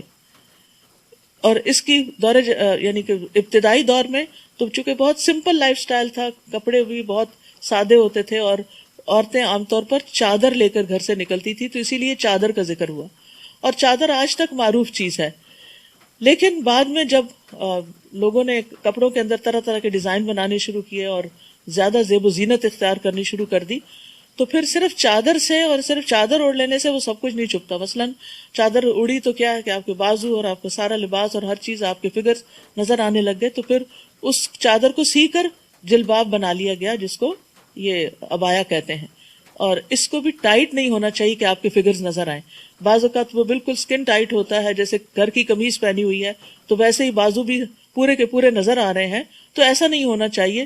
یا تو وہ ڈھیلا ہو، یا یہ کہ اوپر سے جو خمار اوڑا جائے وہ ایسا ہو کہ جس کی وجہ سے یہ بازو اور یہ سینہ اور یہ سارا حصہ چھپ جائے. تو امہات المومنین نے جب پردے کے احکامات سنے اور یہ آیت نازل ہوئی تو حضرت عائشہ کہتی ہیں کہ ہم رسول اللہ صلی اللہ علیہ وسلم کے ساتھ فجر کی نماز پڑھتی تھیں. ہم نے اپنی اوڑھنیاں لپیٹی ہوتی تھیں. جب ہم نماز سے فارغ ہو کر واپس جاتی تو اندھیرے کی وجہ سے کوئی کسی کو پہچان نہیں سکتا تھا. پھر فرمایا اگر منافق لوگ اور وہ جن کے دلوں میں مرض ہے اور مدینہ میں جھوٹی خبریں اڑانے والے باز نہ آئے تو ہم آپ کو ان کے خلاف اٹھا کھڑا کریں گے، پھر وہ تھوڑی ہی مدت آپ کے پڑوس میں رہ سکیں گے.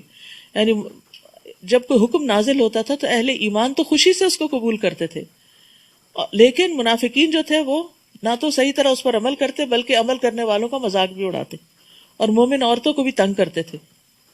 آپ کو معلوم ہے کہ غزوہ بنو قینقاع جو ہے وہ اس کی وجہ ہی یہی بنی تھی کہ ان کے محلے میں ایک عورت کوئی شاپنگ کر رہی تھی تو اس کو تنگ کیا گیا تھا.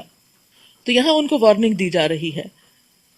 یہ لوگ ملعون ہیں، جہاں بھی یہ پائے جائیں انہیں پکڑ کر بری طرح قتل کر دیا جائے گا. گزشتہ لوگوں میں اللہ کا یہی طریقہ جاری رہا ہے اور آپ اللہ کے اس طریقے میں کوئی تبدیلی نہ پائیں گے. یعنی اگر یہ باز نہیں آئیں گے تو پھر دنیا میں بھی ان کا انجام اچھا نہیں ہوگا جیسے پہلی امتوں میں ہوا. لوگ آپ سے قیامت کے بارے میں پوچھتے ہیں، آپ ان سے کہیے کہ اس کا علم تو اللہ ہی کے پاس ہے، اور آپ کو کیا خبر شاید وہ قریب ہی آ پہنچی ہو. اللہ تعالیٰ نے یقیناً کافروں پر لعنت کی ہے اور ان کے لیے بھڑکتی ہوئی دوزخ تیار کر رکھی ہے جس میں وہ ہمیشہ رہیں گے، اور کوئی اپنا حامی و مددگار نہ پائیں گے اور کوئی حامی و مددگار نہ پائیں گے. جس دن ان کے چہرے آگ میں الٹ پلٹ کیے جائیں گے، جس دن ان کے چہرے آگ میں الٹ پلٹ کیے جائیں گے، جیسے کباب تلا جاتا ہے نا، کبھی ایک طرف کبھی دوسری طرف. وہ کہیں گے یا لیتنا اطعنا اللہ و اطعنا الرسول، اے کاش ہم نے اللہ اور رسول کی اطاعت کی ہوتی، کاش ہم نے اللہ کی بات بھی مانی ہوتی اور رسول اللہ صلی اللہ علیہ وسلم کی بات مانی ہوتی. نیز کہیں گے ہمارے رب، ہم نے تو اپنے سرداروں اور بڑوں کا کہا مانا تھا، اپنے لیڈرز کو فالو کیا تھا، تو انہوں نے ہمیں راہ حق سے بہکا دیا. بعض اوقات انسان اپنے سے کسی بڑے سے پریشرائز ہو کر اللہ کے حکم کی نافرمانی کرتا ہے، تو قیامت کے دن وہ اپنا یہ عذر پیش کریں گے کہ ہم تو چاہتے تھے کہ آپ کی اطاعت کریں لیکن انہوں نے نہیں کرنے دیا. تو آپ کا کیا خیال ہے کہ ان کا یہ عذر قبول کر لیا جائے گا؟ نہیں. اللہ کے سامنے کسی کا حکم بھی کوئی اہمیت نہیں رکھتا. نبی صلی اللہ علیہ وسلم نے فرمایا دجال کے علاوہ میری امت کے لیے زیادہ خوفناک گمراہ کرنے والے امام ہیں. امام سے مراد مسجد کا امام نہیں، لیڈرز، یعنی مسلم کمیونٹی کے جو لیڈرز ہیں جو لوگوں کو مس لیڈ کرتے ہیں وہ بہت ہی خطرناک ہیں، کیونکہ لوگ ان کو فالو کرتے ہیں. وہ خود تو قرآن و سنت پڑھتے نہیں، وہ دیکھتے ہیں کہ یہ جو کچھ یہ کہتے ہیں امام صاحب نے کیا کہا، ہمارے بڑے نے کیا کہا، ہم اسی کے اوپر چل پڑتے ہیں. تو ایک مسلمان عورت یا مرد کو یہ دیکھنا چاہیے کہ میرے رب نے کیا کہا، اور پھر یہ نہ دیکھے کہ یہ کیا کہتا ہے، یہ دیکھے کہ حکم اصل میں کیا ہے. پھر وہ کہیں گے ربنا آتہم ضعفین من العذاب ولعنہم لعنا کبیرا، اے رب ان پہ دگنا عذاب کر. ہمارے لیڈرز کو جن کو دنیا میں جن سے بڑی محبت رکھتے تھے اور جن کو بلائنڈلی فالو کرتے تھے، انہی کے لیے بد دعائیں کریں گے کہ یا اللہ ان کو دگنا عذاب دے کیونکہ انہوں نے ہمیں بھی گمراہ کیا، اور ان پر سخت لعنت کر. اے ایمان والو، ان لوگوں کی طرح نہ ہو جانا جنہوں نے موسیٰ کو اذیت پہنچائی تھی. پھر اللہ نے موسیٰ کو ان کی بنائی ہوئی باتوں سے بری کر دیا. پھر اللہ نے موسیٰ کو ان کی بنائی ہوئی باتوں سے بری کر دیا، اور وہ اللہ کے ہاں بڑی عزت والے تھے. موسیٰ علیہ السلام کا مقام اور قدر اللہ کے ہاں بہت بڑی ہے. آپ دیکھیں قرآن مجید کے ہر جز میں موسیٰ علیہ السلام کا ذکر ہے. یا ایھا الذین آمنوا اتقوا اللہ وقولوا قولا سدیدا، اے ایمان والو اللہ سے ڈرتے رہو اور صاف سیدھی بات کیا کرو، ہیر پھیر نہ کرو، دھوکہ نہ دو، سچی بات ہو، عدل پر مبنی بات ہو، درست طریقے سے بات ہو، بہترین کمیونیکیشن کی طرف توجہ دلائی گئی ہے۔ اس سے فائدہ کیا ہوگا؟ اس طرح اللہ تمہارے اعمال کو درست کر دے گا اور تمہارے گناہ معاف کر دے گا، اور جس شخص نے اللہ اور اس کے رسول کی اطاعت کی اس نے بہت بڑی کامیابی حاصل کر لی۔ ابن عباس اس آیت کی تفسیر میں کہتے ہیں کہ اللہ اس بات کی وجہ سے، تمہاری درست بات کی وجہ سے تمہاری نیکیاں قبول کر لے گا۔ مقاتل کہتے ہیں کہ تمہارے اعمال کو پاک کر دے گا، یعنی یہ شخص ساری کی ساری بھلائی حاصل کرنے میں کامیاب ہو گیا۔ تو بات شروع کہاں سے ہوئی؟ زبان سے۔ اس پارے کا آغاز بھی زبان کے صحیح استعمال سے شروع ہوتا ہے، اور یہاں بھی زبان کی درستگی کی بات کی گئی، کیونکہ انسان کی اگر بات درست ہو جائے تو وہ دراصل علامت ہوتی ہے اس بات کی کہ اس کا دل درست ہے، اور دل کی درستگی پر باقی سارے اعمال کا انحصار ہے۔ ہم نے اپنی امانت آسمانوں، زمین اور پہاڑوں پر پیش کی تو انہوں نے اسے اٹھانے سے انکار کر دیا اور اس سے ڈر گئے، مگر انسان نے اٹھا لیا، یقیناً وہ بڑا ظالم اور جاہل ہے۔ اور امانت سے مراد شرعی احکامات ہیں، اور بھی معنی کیے گئے ہیں، لیکن صحیح موقف یہی ہے کہ اس میں تمام تر شرعی احکامات اور تکالیف شامل ہیں، جس کا لازمی نتیجہ یہ تھا کہ اللہ منافق مردوں اور عورتوں اور مشرک مردوں اور عورتوں کو سزا دے، اور مومن مردوں اور عورتوں پر مہربانی کرے، اور اللہ معاف کر دینے والا اور بخشنے والا ہے۔ سورۃ سبا، بسم اللہ الرحمن الرحیم۔ الحمد للہ الذی لہ ما فی السماوات وما فی الارض وَلَهُ الْحَمْدُ فِي الْآخِرَةِ وَهُوَ الْحَكِيمُ الْخَبِيرُ۔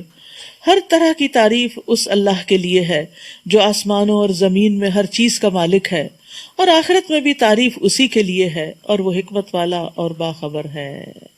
5 سورتوں کے آغاز میں الحمدللہ آتا ہے، جن میں سے ایک سورت سبا بھی ہے، اور اس میں اللہ سبحانہ وتعالیٰ کی حمد اور شکر کی بات ہوگی۔ جو کچھ زمین میں داخل ہوتا ہے یا اس سے نکلتا ہے، نیز جو کچھ آسمان سے اترتا ہے اور جو کچھ آسمان میں چڑھتا ہے، وہ ہر چیز کو جانتا ہے، اور وہ رحم کرنے والا، معاف کرنے والا ہے۔ تو یاد رکھیے، آسمان سے بہت کچھ اتر رہا ہوتا ہے، فیصلے اتر رہے ہوتے ہیں، خیر و شر اتر رہا ہوتا ہے۔ اسی طرح زمین سے بھی کئی چیزیں باہر نکل رہی ہوتی ہیں اور اوپر کو جا رہی ہوتی ہیں، ہمارے اعمال اوپر چڑھ رہے ہوتے ہیں۔ اسی لیے رسول اللہ صلی اللہ علیہ وسلم نے ایک بہت خوبصورت حفاظت کی دعا سکھا دی۔ آپ نے فرمایا، کیا میں تمہیں وہ کلمات نہ سکھاؤں جو مجھے روح الامین نے سکھائے ہیں؟ اعوذ بکلمات اللہ التامات التی لا یجاوزہن بر ولا فاجر من شر ما ینزل من السماء وما یعرج فیہا ومن شر فتن اللیل والنہار ومن کل طارق الا طارقا یترک بخیر یا رحمان۔ وقال الذین کفروا لا تأتینا الساعۃ، کافر کہتے ہیں ہم پر کوئی قیامت نہیں آئے گی، یعنی وہ قیامت کا انکار کرتے ہیں۔ آپ ان سے کہیے کیوں نہیں آئے گی؟ میرے رب کی قسم وہ تم پر آ کر رہے گی، اس رب کی قسم جو غیب کا جاننے والا ہے۔ اس سے آسمانوں اور زمین میں کوئی ذرہ برابر بھی چیز چھپی ہوئی نہیں رہ سکتی۔ اس سے یعنی اللہ سبحانہ تعالیٰ سے آسمانوں اور زمین میں کوئی ذرہ بھر چیز بھی چھپی نہیں رہ سکتی، اور ذرے سے چھوٹی یا کوئی بڑی چیز ایسی نہیں جو واضح کتاب یعنی لوح محفوظ میں درج نہ ہو، لکھی ہوئی نہ ہو۔ اور قیامت اس لیے آئے گی، کیوں آئے گی؟ تاکہ اللہ ان لوگوں کو جزا دے جو ایمان لائے اور نیک عمل کیے۔ ایسے لوگوں کے لیے بخشش اور عزت و اکرام کی روزی ہوگی، اور جن لوگوں نے ہماری آیات کو نیچا دکھانے پر زور لگایا ان کے لیے دردناک عذاب کی سزا ہے۔ یعنی آیات کو نیچا دکھایا کا مطلب یہ ہے کہ اپنی خواہش، اپنی رائے، اپنی بات، اپنی لاجک اوپر رکھی اور اللہ کے حکم کو ایک طرف کر دیا۔ اور جن لوگوں کو علم دیا گیا ہے وہ خوب سمجھتے ہیں کہ جو کچھ آپ کی طرف، آپ کے رب کی طرف سے نازل ہوا ہے وہ حق ہے، اور اس اللہ کی راہ دکھاتا ہے جو غالب اور حمد و ثنا کے لائق ہے۔ اور کافر ایک دوسرے سے کہتے ہیں، کیا ہم تمہیں ایسا آدمی نہ بتائیں جو یہ خبر دیتا ہے کہ جب تم مرنے کے بعد بالکل ریزہ ریزہ ہو جاؤ گے تو اثر نو پیدا کیے جاؤ گے۔ معلوم نہیں کہ وہ اللہ پر جھوٹ باندھتا ہے یا اسے جنون لاحق ہو گیا ہے۔ یہ بات نہیں، بلکہ جو لوگ آخرت پر ایمان نہیں لاتے وہ عذاب میں مبتلا ہونے والے ہیں اور گمراہی میں دور تک چلے گئے ہیں، اتنے دور ہیں کہ اب ان کو حق کی ہدایت کی طرف واپس آنا بھی مشکل لگتا ہے۔ ان کو ہدایت کی بات، اللہ کی بات بھی سمجھ نہیں آتی۔ کیا انہوں نے آسمان اور زمین کو نہیں دیکھا جو انہیں آگے سے اور پیچھے سے گھیرے ہوئے ہیں؟ اگر ہم چاہیں تو انہیں زمین میں دھنسا دیں یا ان پر آسمان کے کچھ ٹکڑے گرا دیں، بلا شبہ اس بات میں ہر رجوع کرنے والے بندے کے لیے ایک نشانی ہے۔ وَلَقَدْ آتَيْنَا دَاوُودَ مِنَّا فَضْلًا، اور داؤد کو ہم نے اپنے ہاں سے بزرگی عطا کی تھی، اور پہاڑوں کو حکم دیا تھا کہ اے پہاڑوں داؤد کے ساتھ تسبیح میں ہم آہنگ ہو جاؤ، اور پرندوں کو بھی حکم دیا تھا اور ہم نے اس کے لیے لوہے کو نرم کر دیا تھا۔ تو داؤد علیہ السلام کا بہت بڑا مقام ہے پیغمبروں کی تاریخ میں، اور یہاں اللہ تعالیٰ اپنے فضل کا ذکر کر رہے ہیں۔ وہ کیا فضل تھا؟ آپ کو نبوت عطا ہوئی، بادشاہت عطا ہوئی، بنی اسرائیل کی اصلاح کا اہتمام نصیب ہوا، انصاف کے ساتھ فیصلہ کرنے والے تھے، جنگ میں بہادری دکھانے والے تھے، نعمتوں پر آپ پر نعمتیں وسیع کر دی گئی تھیں، خاص طور پر آپ کے دل میں لوہے کی زرہ بنانے کا فن القاء کر کے انہیں لوگوں سے بے نیاز کر دیا تھا، انہیں زبور عطا کی تھی، اچھی آواز عطا کی تھی، نیک کاموں میں لمبی عمر دینے کا فضل عطا کیا تھا، اور اس کے علاوہ بھی بہت زبردست فضائل ہیں آپ کے، ان میں خاص طور پر آپ کو سلیمان علیہ السلام جیسا بیٹا عطا کیا تھا، اور اس سے کہا کہ کشادہ زرہیں بناؤ اور اندازے کے مطابق اس کی کڑیاں جوڑو، یعنی نہ چھوٹی ہوں نہ بڑی ہوں کیلیں، کہ چھوٹی ہوں تو ایسا نہ ہو کہ وہ صحیح فٹ ہی نہ بیٹھے، اور بڑی ہوں تو ایسا نہ ہو کہ وہ ٹوٹ جائیں اور صحیح طور پر پہنا نہ جا سکے، صحیح طور پر زرہ پہنی نہ جا سکے۔ اور اے آل داؤد نیک عمل کرو، جو کچھ تم کر رہے ہو بلا شبہ میں اسے خوب دیکھ رہا ہوں، میں دیکھ رہا ہوں۔ جس کو یہ سمجھ آ جائے نا کہ اللہ دیکھ رہا ہے تو وہی دراصل اپنے اعمال درست کر سکتا، کیونکہ کچھ چیزیں یا کچھ جگہیں ایسی ہوتی ہیں جب لوگ آپ کو دیکھ رہے ہوتے ہیں تو آپ بڑے شریف بن جاتے ہیں، لیکن کچھ مقامات ایسے ہوتے ہیں کہ کوئی بھی آپ کو نہیں دیکھتا۔ اب آپ اپنی اسکرین پر کس سے کیا باتیں کر رہے ہیں، کتنا ہنسی مذاق کر رہے ہیں اور کتنی کام کی بات کر رہے ہیں، یہ کوئی نہیں دیکھ رہا، لیکن کون دیکھ رہا ہے؟ اللہ دیکھ رہا ہے۔ اور یاد رکھیے ان چیزوں کو بعض اوقات ہم گناہ تصور نہیں کرتے، جبکہ یہ بھی گناہ ہیں جو چھپ چھپ کر کیے جائیں۔ ایسے لوگوں کی پہاڑوں جیسی نیکیاں جو ہیں وہ راکھ بنا کے اڑا دی جائیں گی جو چھپ کر غلط کام کرتے ہیں۔ اور پھر اس میں آپ دیکھیے کہ بعض اوقات ہم سمجھتے ہیں کہ ان کا کوئی نتیجہ نہیں نکلنے والا، لیکن ان کا نتیجہ کئی صورتوں میں نکلتا ہے، اور انسان کو یہ سمجھ نہیں آتی کہ میرے اسی گناہ کی وجہ سے میرے ساتھ یہ ہو رہا ہے۔ تو انسان کو شعوری طور پر اپنے سب غلط چیزوں کو چھوڑ دینا چاہیے۔ اور سلیمان کے لیے ہم نے ہوا کو مسخر کر دیا تھا۔ پہلے پہر اس کا چلنا ایک مسافت کی راہ ہوتا تھا، یعنی صبح کے وقت سارے لوگ ایک کارپٹ کے اوپر بیٹھ جاتے تھے اور وہ ان کو لے کر اتنی دور تک چلا جاتا تھا جس طرح ایک عام انسان یعنی سواری کے اوپر ایک مہینے میں پہنچے، اور پھر پچھلے پہر چلنا بھی ایک مہینے کی مسافت پر، یعنی واپسی کا سفر بھی تو ایک دن میں، یعنی اتنی زبردست ٹیکنالوجی، یعنی اس موجودہ ٹیکنالوجی سے کئی گنا زیادہ بہتر ٹیکنالوجی ان کے پاس تھی کہ اتنی دور دور کی۔ اب آپ دیکھیے کہ آپ ایک مہینے کی مسافت پر جہاز سے بھی آج کے دور میں بھی جائیں تو شام کو اس فلائٹ سے واپس نہیں آ سکتے، لیکن یہاں پر ان کے لیے اتنی سہولت رکھ دی گئی تھی، اسی لیے بہت دور دور کے علاقے انہوں نے مسخر کیے۔ نیز ہم نے ان کے لیے پگھلے ہوئے تانبے کا چشمہ بہا دیا تھا۔ داؤد علیہ السلام کے لیے لوہے کو نرم کر دیا گیا تھا، وہ ان کے ہاتھوں میں اس طرح ملائم ہو گیا تھا جیسے موم ہوتی ہے، اور اس سے وہ گھڑ کے جو چاہتے تھے بنا لیتے تھے۔ اور یہاں سلیمان علیہ السلام کے لیے تانبا، یعنی 2 بڑی دھاتیں، اور بعض جن بھی اس کے لیے مسخر کر دیے تھے جو اس کے رب کے حکم سے ان کے سامنے کام کرتے تھے، یعنی مسخر ہونے کا مطلب یہ ہے کہ وہ ان کے کام کرتے تھے۔ اور ان میں سے اگر کوئی ہمارے حکم سے سرتابی کرتا تو ہم اسے بھڑکتی آگ کے عذاب کا مزہ چکھاتے، یعنی اس کو سزا ملتی تھی جو کام نہیں کرتا تھا۔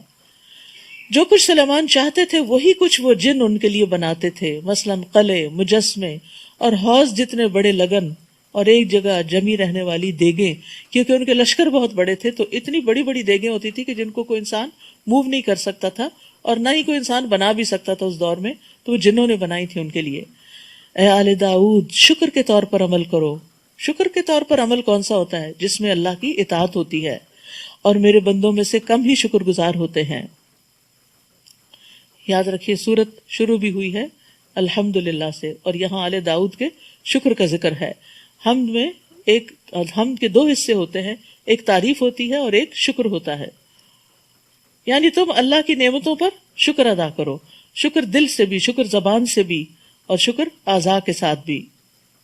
پھر جب ہم نے سلیمان پر موت کا فیصلہ کر دیا تو جنوں کو گھن کے کیڑے کے سوا کسی چیز نے سلیمان کی موت کا پتہ نہ دیا.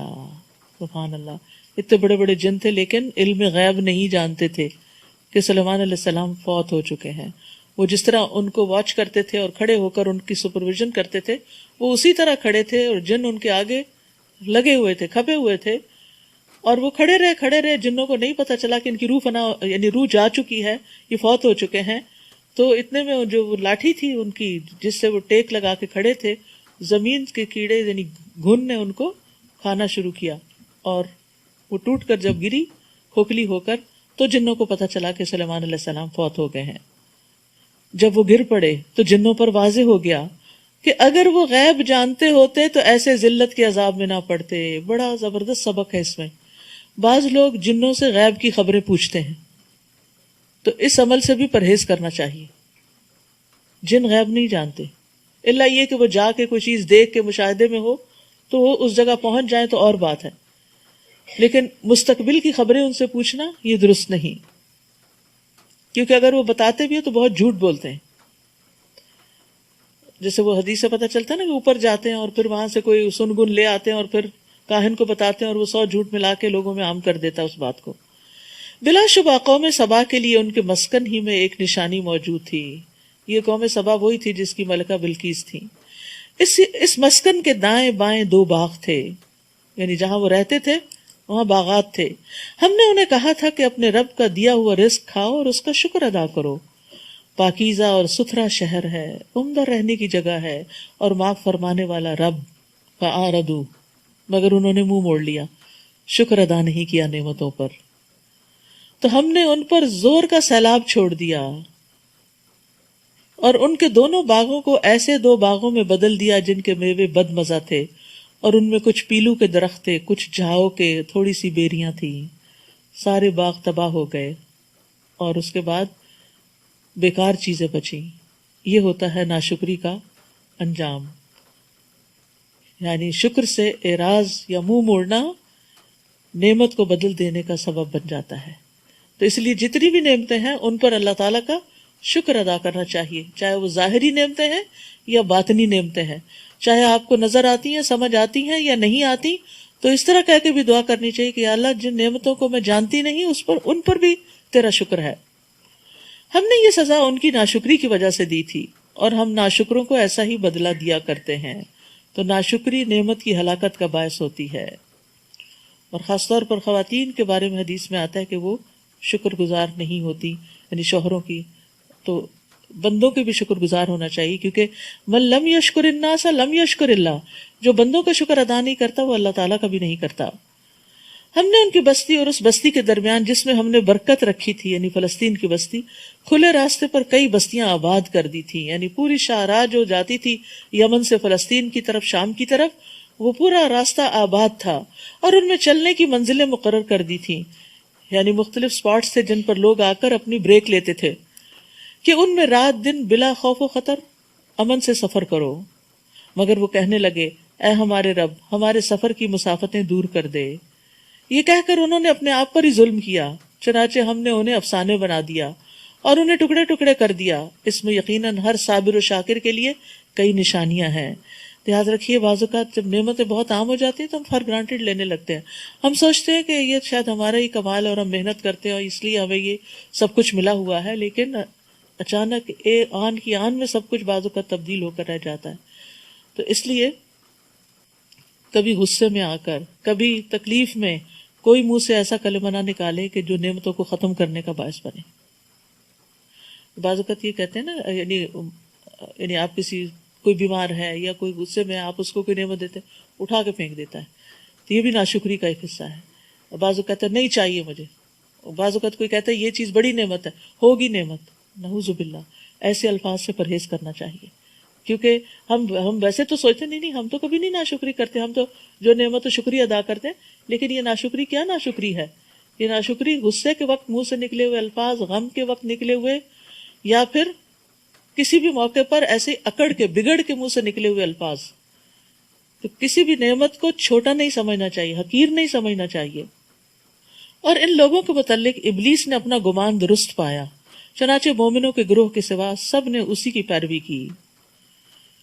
اصل میں ابلیس نے جب یہ کہا تھا نا مجھے مہلت دی جائے میں سب لوگوں کو بہکاؤں گا، تو اس کو اتنا یقین نہیں تھا کہ شاید سب ہی بہک جائیں گے، لیکن اس کا گمان تھا کہ میں یہ کام کر سکوں گا. اور اس کے گمان کی تصدیق ان لوگوں نے کر دی کہ اس نے اپنا وار چلایا اور وہ چل گیا، جس کا اس کو خود نہیں پتا تھا. اور شیطان قیامت کے دن بھی خطبہ شیطان جو ہے اس میں کیا کہے گا؟ میں نے وعدہ کیا تھا مگر میں نے خلاف ورزی کی اور میرا تم پہ کوئی غلبہ نہیں تھا. ما کان لی علیکم من سلطان. تو حسن بصری کہتے ہیں شیطان نے ان پر نہ تو تلوار لہرائی اور نہ لاٹھی برسائی، صرف ان سے وعدہ کیا، ان کو آرزویں دلائی تو وہ دھوکے میں پڑ گئے. اور اس نے جو امیجن کیا تھا یا جو سوچا تھا کہ میں اس طریقے سے ان کو بہکا لوں گا، تو وہ اس کا وار چل گیا. حالانکہ ابلیس کا ان پر کچھ زور نہیں تھا. یاد رکھیے ہم جو ہر چیز کا بلیم شیطان کو دے کے خود بری ذمہ ہو جاتے ہیں، تو اس کے بارے میں بھی سوچنا چاہیے کہ ہم اس کو کتنا جسٹیفائی کر سکتے ہیں. شیطان بہکاتا ہے لیکن وہ ہمیں پکڑ کے کسی غلط راستے پر نہیں لے جا سکتا، وہ انسان کی اپنی ہی مرضی ہوتی ہے. اور ہم بعض اوقات ہنستے ہوئے کہہ دیتے ہیں وہ شیطان غالب آ گیا تھا اس لیے میں نے کیا. استغفر اللہ، تو اتنی ڈرنے کی بات ہے کہ آپ اتنے کمزور پڑ گئے اور آپ کا ایمان اتنے نچلے درجے پہ چلا گیا کہ شیطان نے آپ کو کنٹرول کر لیا، پوزیس کر لیا اور اپنی مرضی کروا لی. اگر آپ نے شیطان کی مرضی مان لی تو پھر وہ لے کے کہاں جائے گا؟ تو یہ بات کہہ کے بھی شیطان کو خوش نہ کیا کرے کہ وہ شیطان مجھ پہ آ گیا تھا. نہیں، شیطان کو آنے کیوں دیا تھا؟ وہ ہر وقت آس پاس ہوتا ہے، لیکن ہمیں اس کو اعوذ باللہ من الشیطان الرجیم کہہ کے دفاعی کرتے رہنا چاہیے. حالانکہ ابلیس کا ان پر کچھ زور نہ تھا. یہ سب کچھ اس لیے ہوا تھا کہ ہم معلوم کر لیں کہ کون آخرت پر ایمان لاتا ہے اور کون اس بارے میں شک میں پڑا رہتا ہے. اور آپ کا رب ہر چیز پر نگران ہے، دیکھ رہا ہے. کہیں شاہد کی بات ہے، کہیں نگران کی بات ہے. اے نبی آپ ان سے کہیے کہ جن کو تم اللہ کے سوا الہ سمجھ رہے ہو انہیں پکار کر دیکھ لو. وہ تو آسمانوں اور زمین میں ذرہ بھر بھی اختیار نہیں رکھتے. وہ تو آسمانوں اور زمین میں ذرہ بھر بھی اختیار نہیں رکھتے، اور نہ ہی ان میں ان کی کچھ شرکت ہے، اور نہ ہی ان میں سے کوئی اللہ کا مددگار ہے. غیر اللہ کے سہارے مکڑی کے جالوں کی طرح کمزور ہیں. ان کے پاس کوئی اختیار اور طاقت نہیں. اس لیے ان سے کچھ مانگنے کی بجائے، انہیں پکارنے کی بجائے اللہ کی طرف رجوع کرنا چاہیے اپنی مشکلات میں. اس کے ہاں صرف اس کی سفارش فائدہ دے سکتی ہے جس کے لیے وہ خود اجازت دے. حتیٰ کہ جب لوگوں کے دلوں سے گھبراہٹ دور ہوگی تو وہ پوچھیں گے تمہارے رب نے کیا جواب دیا؟ وہ کہیں گے کہ ٹھیک جواب ملا اور وہ عالی شان اور سب سے بڑا ہے. تو اس آیت سے بھی پتہ چلتا ہے کہ فرشتے بھی اجازت کے بغیر سفارش نہیں کر سکتے. نبی صلی اللہ علیہ وسلم بھی جب اللہ تعالیٰ سے سفارش کی اجازت لیں گے تو سب سے پہلے اللہ تعالیٰ کو دیکھتے ہی سجدے میں گر پڑیں گے، پھر دیر تک سجدے میں ہی رہیں گے اور اللہ تعالیٰ کی حمد کے ایسے کلمات کہیں گے جو اس سے پہلے کبھی نہ کہے ہوں گے. اور پھر اللہ تعالیٰ فرمائیں گے کہ اپنا سر اٹھاؤ اور آپ شفاعت کرو، آپ کی شفاعت قبول کی جائے گی، مانگو دیا جائے گا. تو آپ فرماتے ہیں پھر میں اپنا سر اٹھاؤں گا اور اپنے رب کی ایسی حمد و ثنا کروں گا جو وہ مجھے سکھائے گا. پھر میں شفاعت کروں گا اور میرے لیے حد مقرر کر دی جائے گی اور میں اس کے مطابق جہنم سے لوگوں کو نکال کر جنت میں داخل کروں گا. جہنم میں جا چکے ہوں گے وہاں سے نکال کے جنت میں لے جاؤں گا سفارش کی وجہ سے. 1 منٹ کے لیے آگ نہیں برداشت ہوتی. تو اس امید پر کہ نبی صلی اللہ علیہ وسلم سفارش کروا لیں گے اور نکل ہی آئیں گے تو کوئی بات نہیں، اب یہاں دنیا کے کام تو چلاؤ، غلط طریقے سے بھی ہوتے ہیں تب بھی نہیں. انسان کو حد الوسع غلط کاموں سے بچنا چاہیے. انسان ہونے کے ناطے بھول چک ہوتی ہے، بعض اوقات نہ سمجھی ہوتی ہے، ہو جاتے ہیں غلط کام، تو پھر ان کو انڈو کر لینا چاہیے توبہ کر کے. قل من یرزقکم من السماوات والارض، آپ ان سے پوچھئے کہ آسمانوں اور زمین سے تمہیں کون رزق دیتا ہے؟ آپ کہیے کہ اللہ ہی رزق دیتا ہے، اور ہم میں اور تم میں سے ایک فریق کی ہدایت پر یا کھلی گمراہی میں پڑا ہوا ہے. آپ ان سے کہیے کہ اگر ہم جرم کریں تو اس کی باز پرس تم سے نہیں ہوگی، اور جو کچھ تم کر رہے ہو اس کی باز پرس ہم سے نہیں ہوگی. آپ کہیے کہ اللہ ہم سب کو اکٹھا کر لے گا، پھر ہمارے درمیان انصاف سے فیصلہ کر دے گا، اور وہی فیصلہ کرنے والا ہے اور وہ سب کچھ جاننے والا ہے. آپ ان سے کہیے مجھے وہ ہستیاں دکھاؤ تو صحیح جنہیں تم نے اللہ کا شریک بنا کر اس سے ملا دیا، وہ ہرگز نہ بتا سکیں گے، بلکہ اللہ ہی سب پر غالب اور حکمت والا ہے۔ وما ارسلناک الا کافۃ للناس بشیرا ونذیرا ولکن اکثر الناس لا یعلمون، اور ہم نے آپ کو تمام لوگوں کے لیے بشارت دینے والا اور ڈرانے والا ہی بنا کر بھیجا ہے، مگر اکثر لوگ جانتے نہیں۔ نبی صلی اللہ علیہ وسلم کی یہ ایک خاص خصوصیت ہے باقی تمام انبیاء کے مقابلے میں۔ ہر نبی اپنی قوم کی طرف بھیجا گیا، اور آپ ساری انسانیت تک کے لیے، قیامت تک کے لیے، سب کے لیے رسول ہیں۔ اور یہ لوگ آپ سے کہتے ہیں اگر تم سچے ہو تو یہ وعدہ قیامت کب پورا ہوگا؟ آپ انہیں کہیے تمہارے لیے وعدے کا ایک دن مقرر ہے، تم اس سے گھڑی بھی پیچھے نہ رہ سکو گے اور نہ آگے جا سکو گے۔ وقال الذین کفروا لن نؤمن بهذا القرآن، اور کافر کہتے ہیں کہ ہم نہ تو اس قرآن پر ایمان لائیں گے اور نہ اس کتاب پر جو اس سے پہلے موجود ہے۔ کاش آپ ان ظالموں کو دیکھتے جب وہ اپنے رب کے حضور کھڑے ہوں گے اور ایک دوسرے کی بات کا جواب دیں گے۔ جو لوگ دنیا میں کمزور سمجھے جاتے تھے وہ بڑا بننے والوں سے کہیں گے اگر تم نہ ہوتے تو ہم مومن ہوتے، تم نے ہمیں بہکایا۔ اور جو بڑے بنتے تھے متکبرین، وہ کمزور لوگوں کو جواب دیں گے جب تمہارے پاس ہدایت آ گئی تھی تو کیا ہم نے تمہیں اس سے روکا تھا؟ اور کوئی بھی ذمہ داری نہیں لے گا۔ اور یہ بات بھی یہی ہے، ہدایت تو ہمارے پاس آ چکی ہے، قرآن و سنت موجود ہے، پھر ہم کیوں دوسروں کی طرف دیکھتے ہیں اور علم کیوں نہیں حاصل کرتے، خود کیوں نہیں معلوم کرتے کہ کیا درست ہے اور کیا نہیں؟ بلکہ تم خود ہی مجرم تھے، بل کنتم مجرمین، یعنی تم خود ہی نہیں چاہتے تھے کہ ہدایت کی راہ پر چلو، تو اس لیے تم نے ہمارا سہارا لے لیا کہ یہ بھی غلط کر رہے ہیں، اگر ہم بھی کر لیں گے تو کیا ہو جائے گا۔ لیکن آج ہم بھی پکڑے ہوئے اور تم بھی پکڑے ہوئے۔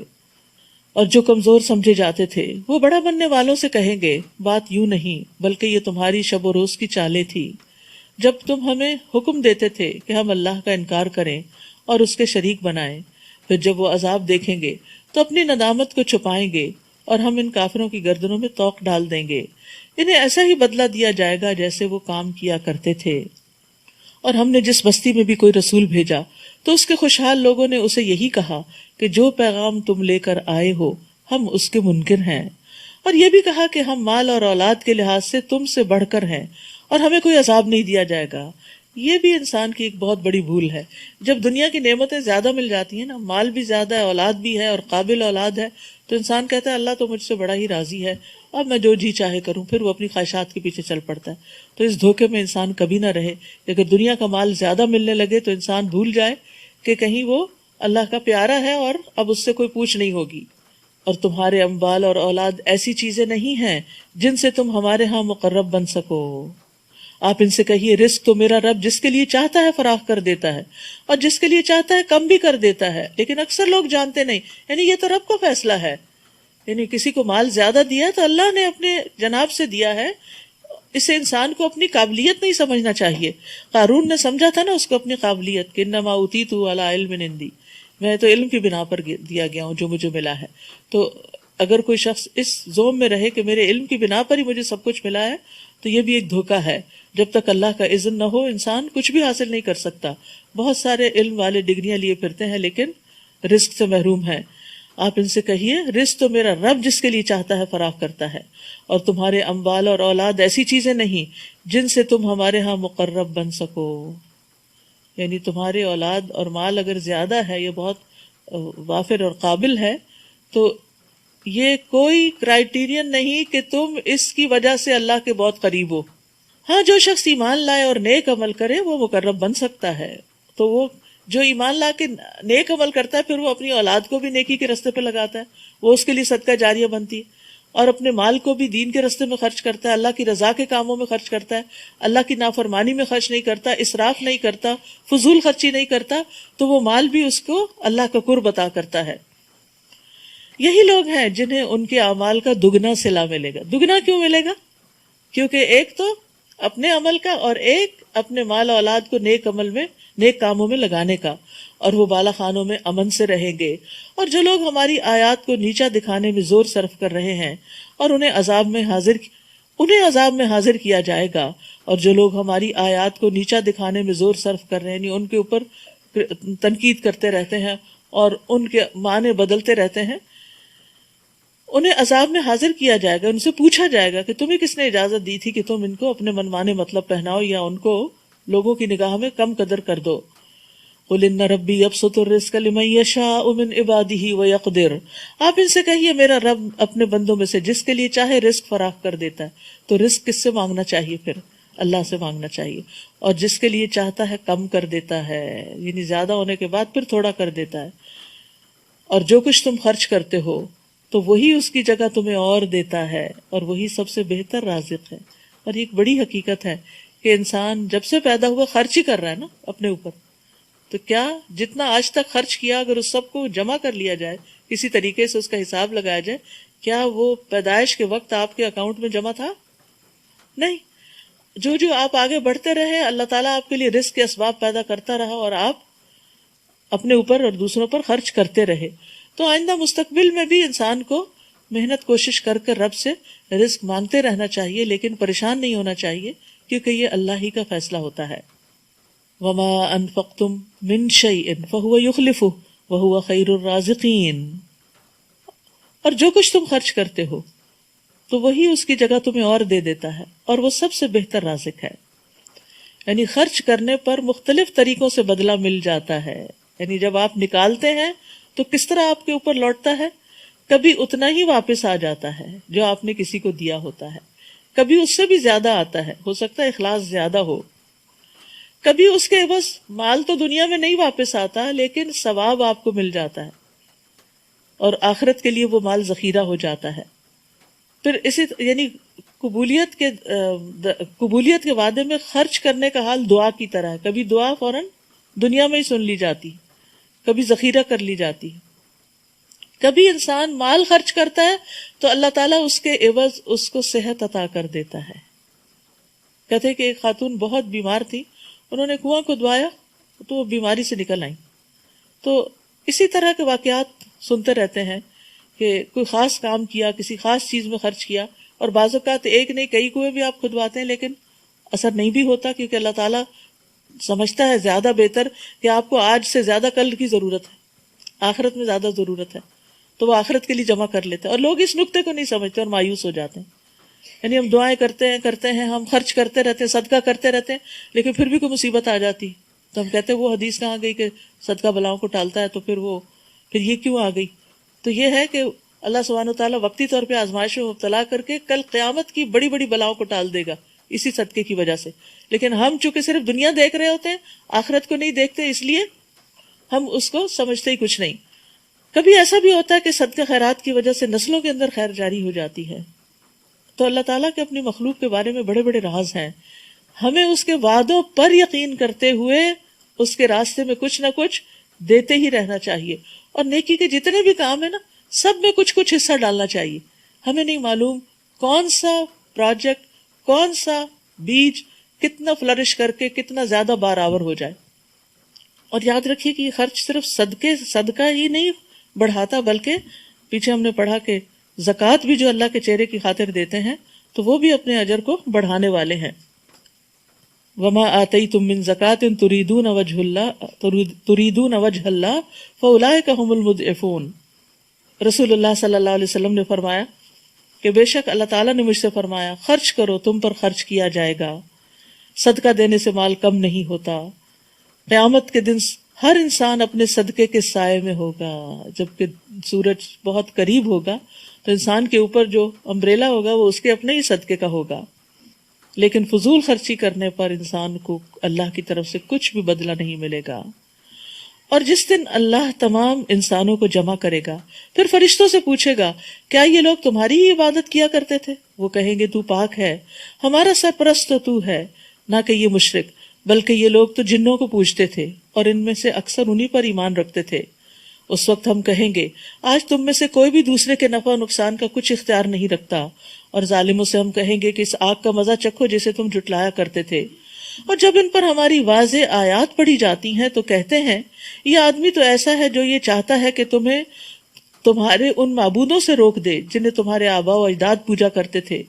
نیز وہ کہتے ہیں کہ یہ قرآن تو جھوٹ ہی گھڑا ہوا ہے، نعوذ باللہ۔ اور ان کافروں کے پاس جب حق آ گیا تو کہنے لگے کہ یہ تو صریح جادو ہے، حالانکہ ہم نے ان کفار مکہ کو نہ تو کوئی کتاب دی تھی جسے وہ پڑھتے ہوں، اور نہ ہی آپ سے پہلے کوئی ڈرانے والا ان کے پاس بھیجا تھا۔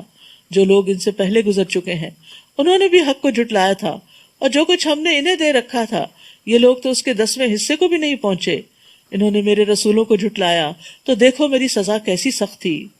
آپ ان سے کہیے میں تمہیں ایک بات کی نصیحت کرتا ہوں کہ اللہ کے لیے تم دو دو مل کر اور اکیلے اکیلے رہ کر خوب سوچو کہ آیا تمہارے ساتھی میں کوئی جنون کی بات ہے، یعنی نبی صلی اللہ علیہ وسلم میں، تو وہ تو محض ایک سخت عذاب سے پہلے تمہیں ڈرانے والا ہے۔ زیادہ ڈیپ تھنکنگ اس وقت ہوتی ہے جب انسان یا تو اکیلا ہوتا ہے یا دو لوگ ہوتے ہیں، ٹھیک ہے۔ جب بہت زیادہ کراؤڈ جمع ہو جاتا ہے تو بات پھیل جاتی، تو آپ ڈیپتھ میں نہیں جا سکتے۔ تو اس لیے اہم باتوں میں میٹنگز بہت چھوٹی ہونی چاہیے، کم لوگوں پر مشتمل ہونی چاہیے تاکہ انسان بہت سے پہلوؤں پر غور کر سکے۔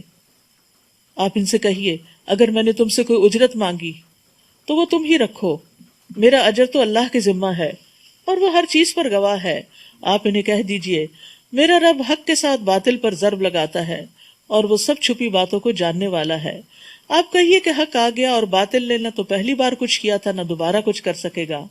آپ ان سے کہیے کہ اگر میں راہ بھولا ہوا ہوں تو اس بھول کا وبال مجھ پر ہوگا، اور اگر میں سیدھی راہ پر گامزن ہوں تو اس کی وجہ یہ ہے کہ میرا رب میری طرف وحی کرتا ہے، وہ یقیناً سب کچھ سننے والا اور قریب ہے۔ اور کاش آپ دیکھیں جب وہ گھبرائے ہوئے ہوں گے تو بچ نہ سکیں گے بلکہ قریبی سے پکڑ لیے جائیں گے اور کہیں گے کہ اب ہم اس پر ایمان لے آئے، اور اتنے دور مقام سے اب انہیں ایمان حاصل کرنا کہاں سے میسر ہوگا، حالانکہ اس سے پہلے وہ دنیا میں انکار کر چکے تھے اور بن دیکھے اندھیرے میں انہیں بہت دور کی سوچتی تھی، اور اس وقت ان کے اور ان کی خواہش کی چیزوں کے درمیان پردہ حائل کر دیا جائے گا، جیسا کہ ان سے پہلے ان کے ہم جنسوں سے یہی سلوک کیا گیا تھا، وہ بھی ایسے شک میں پڑے ہوئے تھے جو انہیں بے چین کیے ہوئے تھا۔ سورۃ فاطر۔ شروع کرتی ہوں اللہ کے نام سے جو بے انتہا مہربان نہایت رحم فرمانے والا ہے۔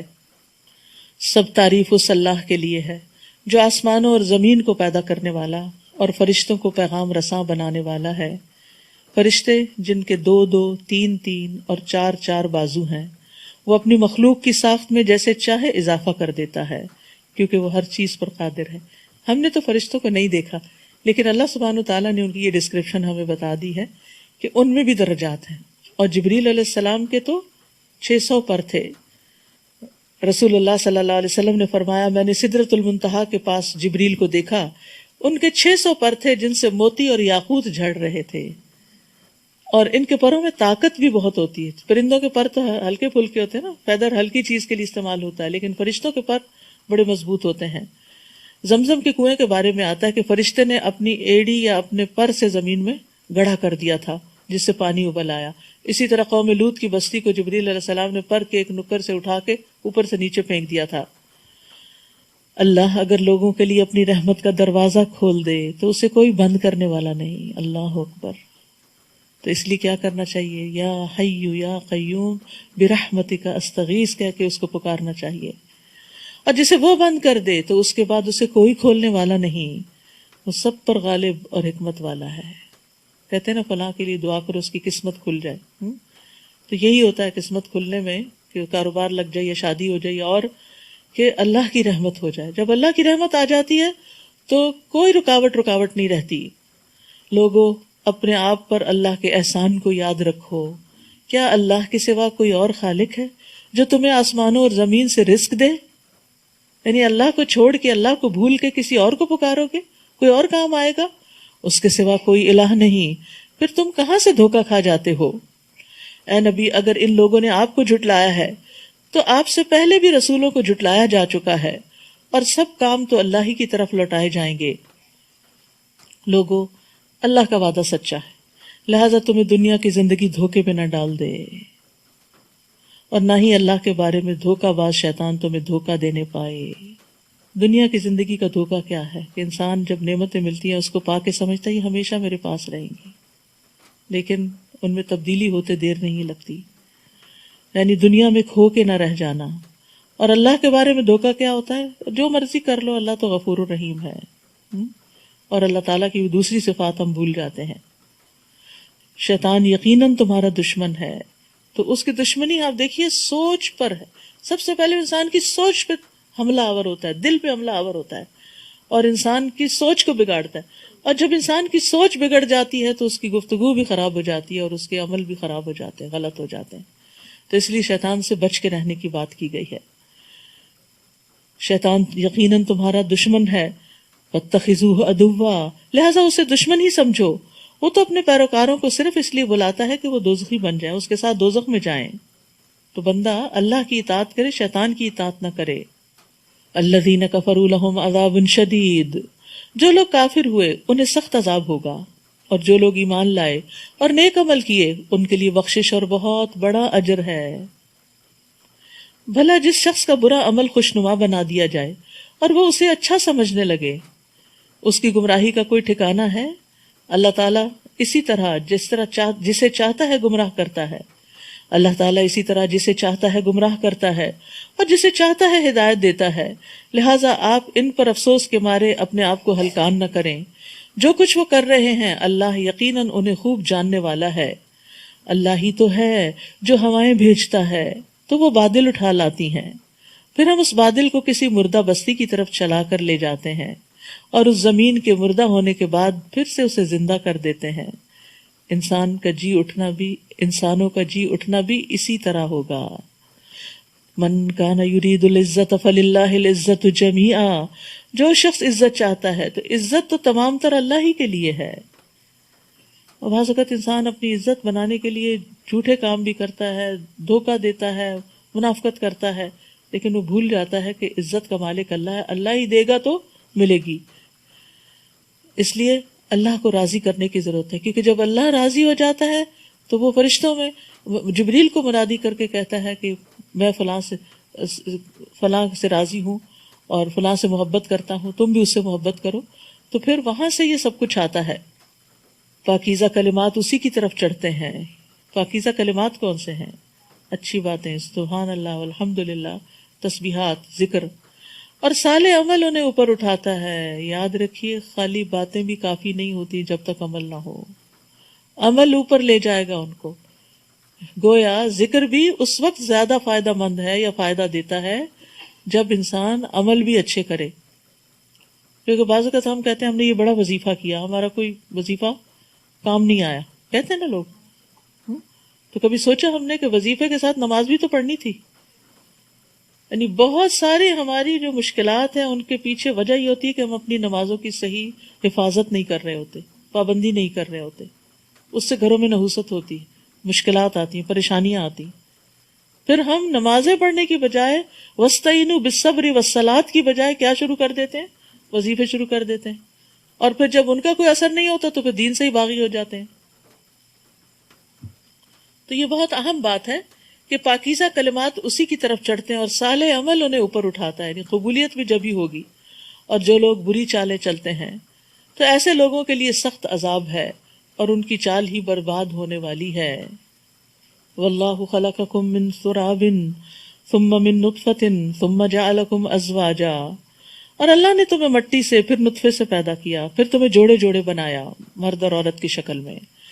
جو بھی مادہ حاملہ ہوتی ہے یا بچہ جنتی ہے تو اللہ کو اس کا علم ہوتا ہے. اور کوئی بڑی عمر والا جو عمر دیا جائے یا اس کی عمر کم کی جائے تو یہ سب کچھ کتاب میں درج ہے. اللہ کے لیے یہ بات بالکل آسان ہے.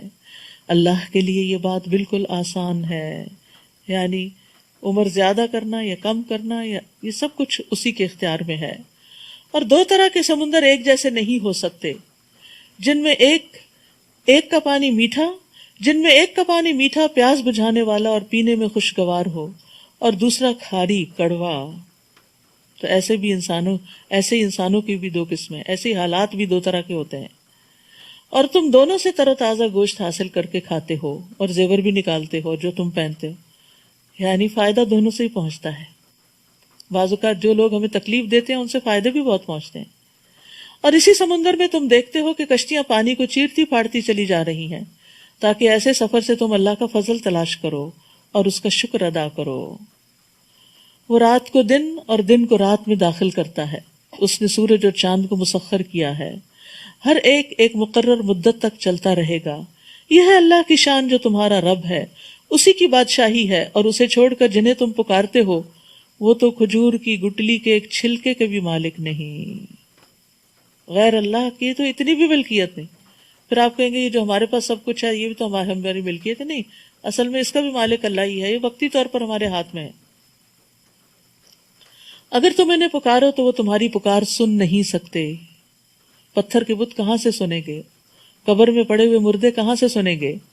اور اگر سن بھی لیں تو تمہیں جواب نہیں دے سکتے، یعنی تمہارا مطالبہ پورا نہیں کر سکتے، تمہاری مدد نہیں کر سکتے، اور قیامت کے دن تو وہ تمہارے شرک کا انکار ہی کر دیں گے، اور اللہ خبیر کی طرح آپ کو کوئی دوسرا صحیح خبر نہیں دے سکتا۔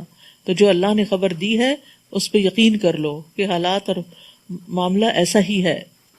یا ایہا الناس انتم الفقراء الی اللہ واللہ هو الغنی الحمید۔ اے لوگو تم سب اللہ کے محتاج ہو اور ہر چیز سے بے نیاز، اور اللہ ہر چیز سے بے نیاز اور حمد کے لائق ہے۔ انسان کوئی بھی ہو، پڑھا لکھا ہو یا ان پڑھ ہو، جاہل ہو یا عالم ہو، غریب ہو یا فقیر ہو، مرد ہو یا عورت ہو، بوڑھا ہو یا جوان ہو، سب اللہ کے محتاج ہیں۔ ہم سب محتاج تھے دنیا میں آتے وقت بھی، کہ اللہ نے پیدا کیا، زندگی دی تو زندگی ملی، اور آج یہ روح ہمارے اندر ہے کہ ہم چلتے پھرتے، کھاتے پیتے، بولتے سنتے سمجھتے ہیں۔ اور اگر اللہ یہ روح نکال کے لے جائے تو بھی ہم اللہ کے محتاج ہیں، کیونکہ وہی جیسا چاہے گا معاملہ کرے گا، اور قیامت کے دن بھی اللہ ہی کے محتاج ہیں۔ تو ہر حال میں اور ہر موقع پر اللہ کی محتاجی ہے، وہی پار لگائے تو پار لگ سکتے ہیں۔ تو اس لیے اللہ کے سامنے عاجز ہی رہنا چاہیے۔ اللہ کو تمہاری ضرورت نہیں، تمہیں اللہ کی ضرورت ہے۔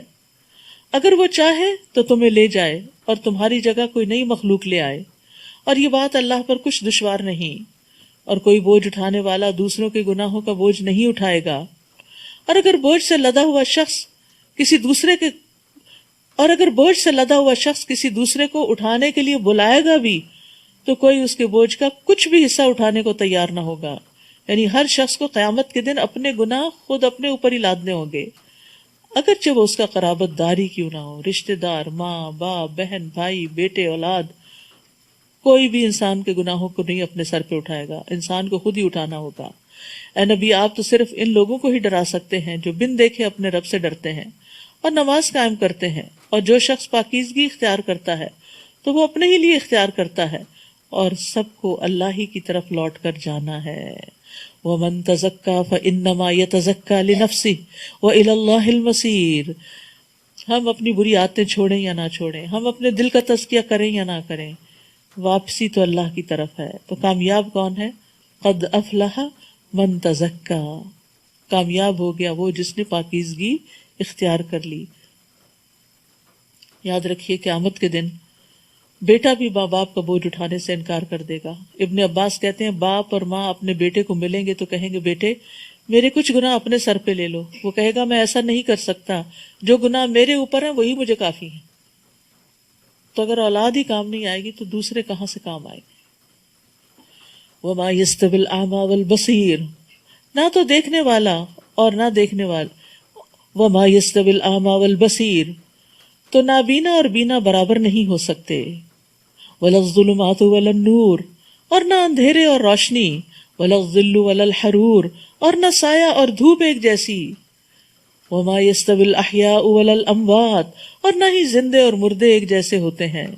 اللہ تو جسے چاہے سنا سکتا ہے، لیکن آپ ان لوگوں کو نہیں سنا سکتے جو قبروں میں پڑے ہوئے ہیں۔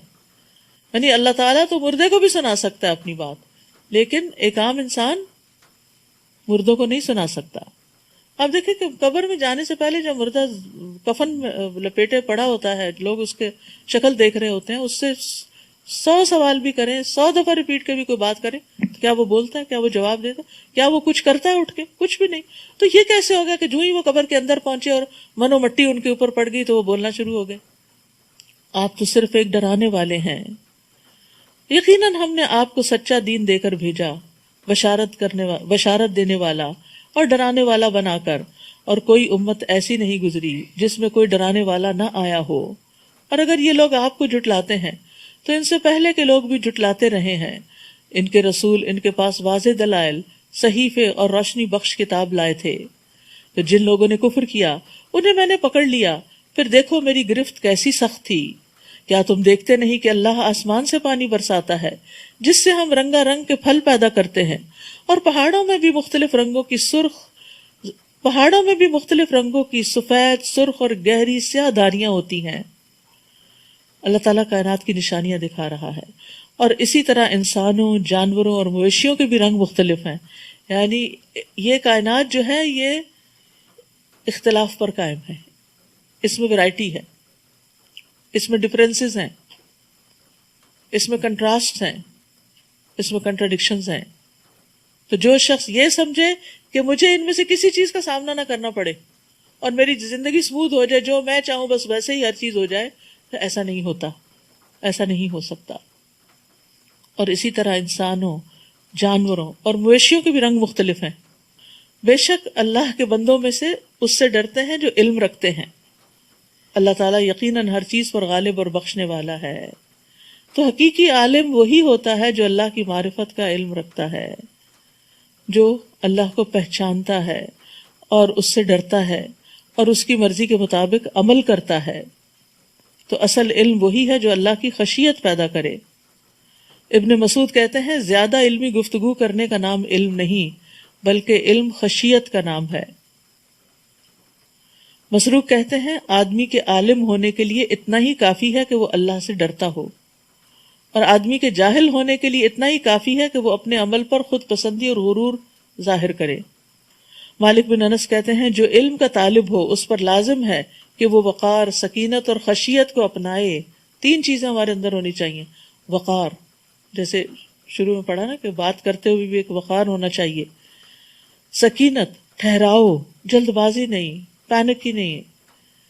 اور خشیت، اللہ کا ڈر. یعنی یہ ڈر یہ نہیں کہ انسان حواس باختہ نظر آئے ہر وقت، اس کا مطلب یہ ہے کہ اس ڈر کی وجہ سے غلط کام چھوڑ دے. پھر فرمایا ان الذین یتلون کتاب اللہ واقاموا الصلاۃ وانفقوا مما رزقناہم سرا وعلانیہ یرجون تجارۃ لن تبور. جو لوگ اللہ کی کتاب پڑھتے ہیں، تلاوت، نماز قائم کرتے ہیں، اور جو کچھ ہم نے انہیں دے رکھا ہے اس میں سے چھپے اور کھلے خرچ کرتے ہیں، وہ ایسی تجارت کے امیدوار ہیں جس میں کبھی خسارہ نہ ہوگا. یہ وہ بزنس ہے جس میں کوئی نقصان ہے ہی نہیں. تو یہاں تلاوت کی فضیلت بھی بتائی گئی ہے کہ تلاوت کرنے سے بھی انسان آخرت میں کامیاب ہو جائے گا، کیونکہ تلاوت سے اور کچھ نہیں تو ثواب تو حاصل ہوتا ہے نا. اور پھر تلاوت کو پہلے بھی میں مطلب بیان کر چکی ہوں کہ اس کا تتبع، اس میں غور و فکر، سمجھ کے پڑھنا، اور پھر تلاوت یعنی بار بار پڑھتے جانا. ایک دفعہ ختم ہو جائے پھر شروع کر دینا، پھر شروع کر دینا.